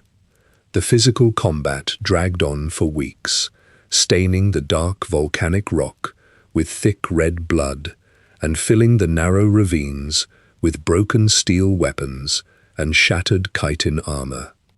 Vivec, the living god of the tribunal, hovered over the muddy ground and entered a large leather tent pitched in the center of the battlefield. Tiber Septim stood inside the tent, resting his hands on the leather-wrapped hilt of his broadsword. Vivec and Septim sat at a flat wooden table and unrolled a large sheet of vellum. The two leaders dipped brass quills into black ink and signed the armistice, agreeing to physically integrate Morrowind into the Empire while preserving the local religious laws of the tribunal. Vivec sealed the treaty by transferring ownership of the Numidium, a towering brass golem constructed centuries earlier by the Dwemer. Imperial engineers arrived with heavy wooden carts and teams of draft horses, loading the massive, disassembled bronze gears and thick copper pipes onto the wagons and hauling the pieces away from the ashlands. Septim directed the supply trains southward into the deserts of Elsweyr, bringing the brass components to the ancient stone complex known as the Halls of Colossus. Imperial battle mages and stonemasons erected tall wooden scaffolding around the metal parts. Zurin Arctus, the imperial battle mage, walked through the scaffolding, wearing thick red silk robes. He directed the workers to connect the heavy brass limbs to the central torso using thick iron bolts and steel rivets. To power the massive automaton, Arctus held the mantella, a massive soul gem glowing with bright green magical energy. He climbed the wooden ladders and physically placed the glowing gem deep inside the open brass chest cavity of the golem. The Numidium stood hundreds of feet tall, casting a long shadow over the dry sand dunes. The brass plates shifted and ground together, venting thick plumes of white steam from the exhaust pipes along its spine. Septim gave the command, and the massive machine stepped forward, its heavy metal feet crushing the sandstone rocks and leaving deep indentations in the desert floor. The Numidium walked westward and waded directly into the Abyssian Sea. The cold ocean water boiled upon contact with the heated brass legs, creating a thick fog that rolled across the surface of the sea as the automaton crossed the channel toward the Somerset Isles. The Ultima commanders stood on the pristine white stone walls of Alinor, drawing back the strings of their bows and firing thousands of glass-tipped arrows at the approaching machine. High elf spellcasters channeled concentrated blasts of lightning and fire from their fingertips, striking the metal hull of the golem. The arrows shattered into powder, and the magical currents dispersed harmlessly across the thick brass plating. The Numidium stepped out of the boiling surf and crushed the white stone docks under its massive feet. It swung its giant brass arms, smashing the high walls of the elven cities and toppling the ancient, crystalline spires directly into the paved streets. The Ultima dignitaries walked over the broken masonry, carrying white canvas flags, and handed their iron swords to the imperial generals, physically surrendering their island province. Tiber Septim maintained the physical activation of the Numidium after the conquest of the Ultima. He marched the towering machine back to the mainland and directed it against the neutral royal families and dissenting local lords within Cyrodiil and High Rock. The heavy metal feet of the golem stomped the high stone walls of these independent estates into powdered rubble. The brass arms swung through the courtyards, shattering the timber keeps and burying the rebellious nobles under tons of broken rock and splintered oak. Zurin Arctus walked along the dirt roads and looked at the crushed bodies and the burning thatched roofs of the ruined settlements. The imperial battle mage gathered his own loyal spellcasters and marched onto the open plains to confront the Emperor's machine. Arctus pointed his oak staff at the brass chest cavity of the golem and channeled thick streams of concentrated lightning. The electrical currents struck the metal plating, heating the brass until it glowed bright orange. Arctus forced the magical currents deep into the internal gears, directly striking the glowing green stone of the mantella. The physical clash of the destructive magic and the trapped soul energy inside the gem triggered a massive shockwave of concussive force. The explosion shattered the entire chest cavity of the Numidium. Massive cogs of solid brass, thick copper pipes, and heavy iron bolts blasted outward in every direction. The heavy metal debris rained down upon the fields, gouging deep craters into the dirt and crushing the surviving soldiers beneath tons of hot metal. The towering legs of the automaton buckled at the knees, and the massive construct collapsed onto the plain, kicking up a dense cloud of brown dust and pulverized rock. The mantella blew out of the machine and shot upward through the atmosphere, tearing a physical hole in the sky and trailing bright green light before disappearing into the void. The concussive blast from the explosion struck Zurin Arctus directly in the chest. The physical force tore the flesh from his bones and burned his silk robes into grey ash. The blast threw his body backward across the dirt plain, leaving his skeletal remains smoking on the scorched earth. The silver rings on his fingers melted and fused directly to his blackened finger bones. The surviving Imperial soldiers eventually walked through the settling dust cloud and gathered the scattered bronze debris, loading the pieces onto reinforced wooden wagons. They hauled the heavy metal wreckage back to the Imperial city and locked the brass components deep inside the subterranean stone vaults beneath the palace. Tiber Septim sat upon the ruby throne and commanded his scribes to unroll a fresh parchment map of Tamriel. The scribes dipped their brass quills into the black ink and drew thick, unbroken lines around the entirety of the continent, preparing to physically close the heavy leather ledgers of the Second Era. 30.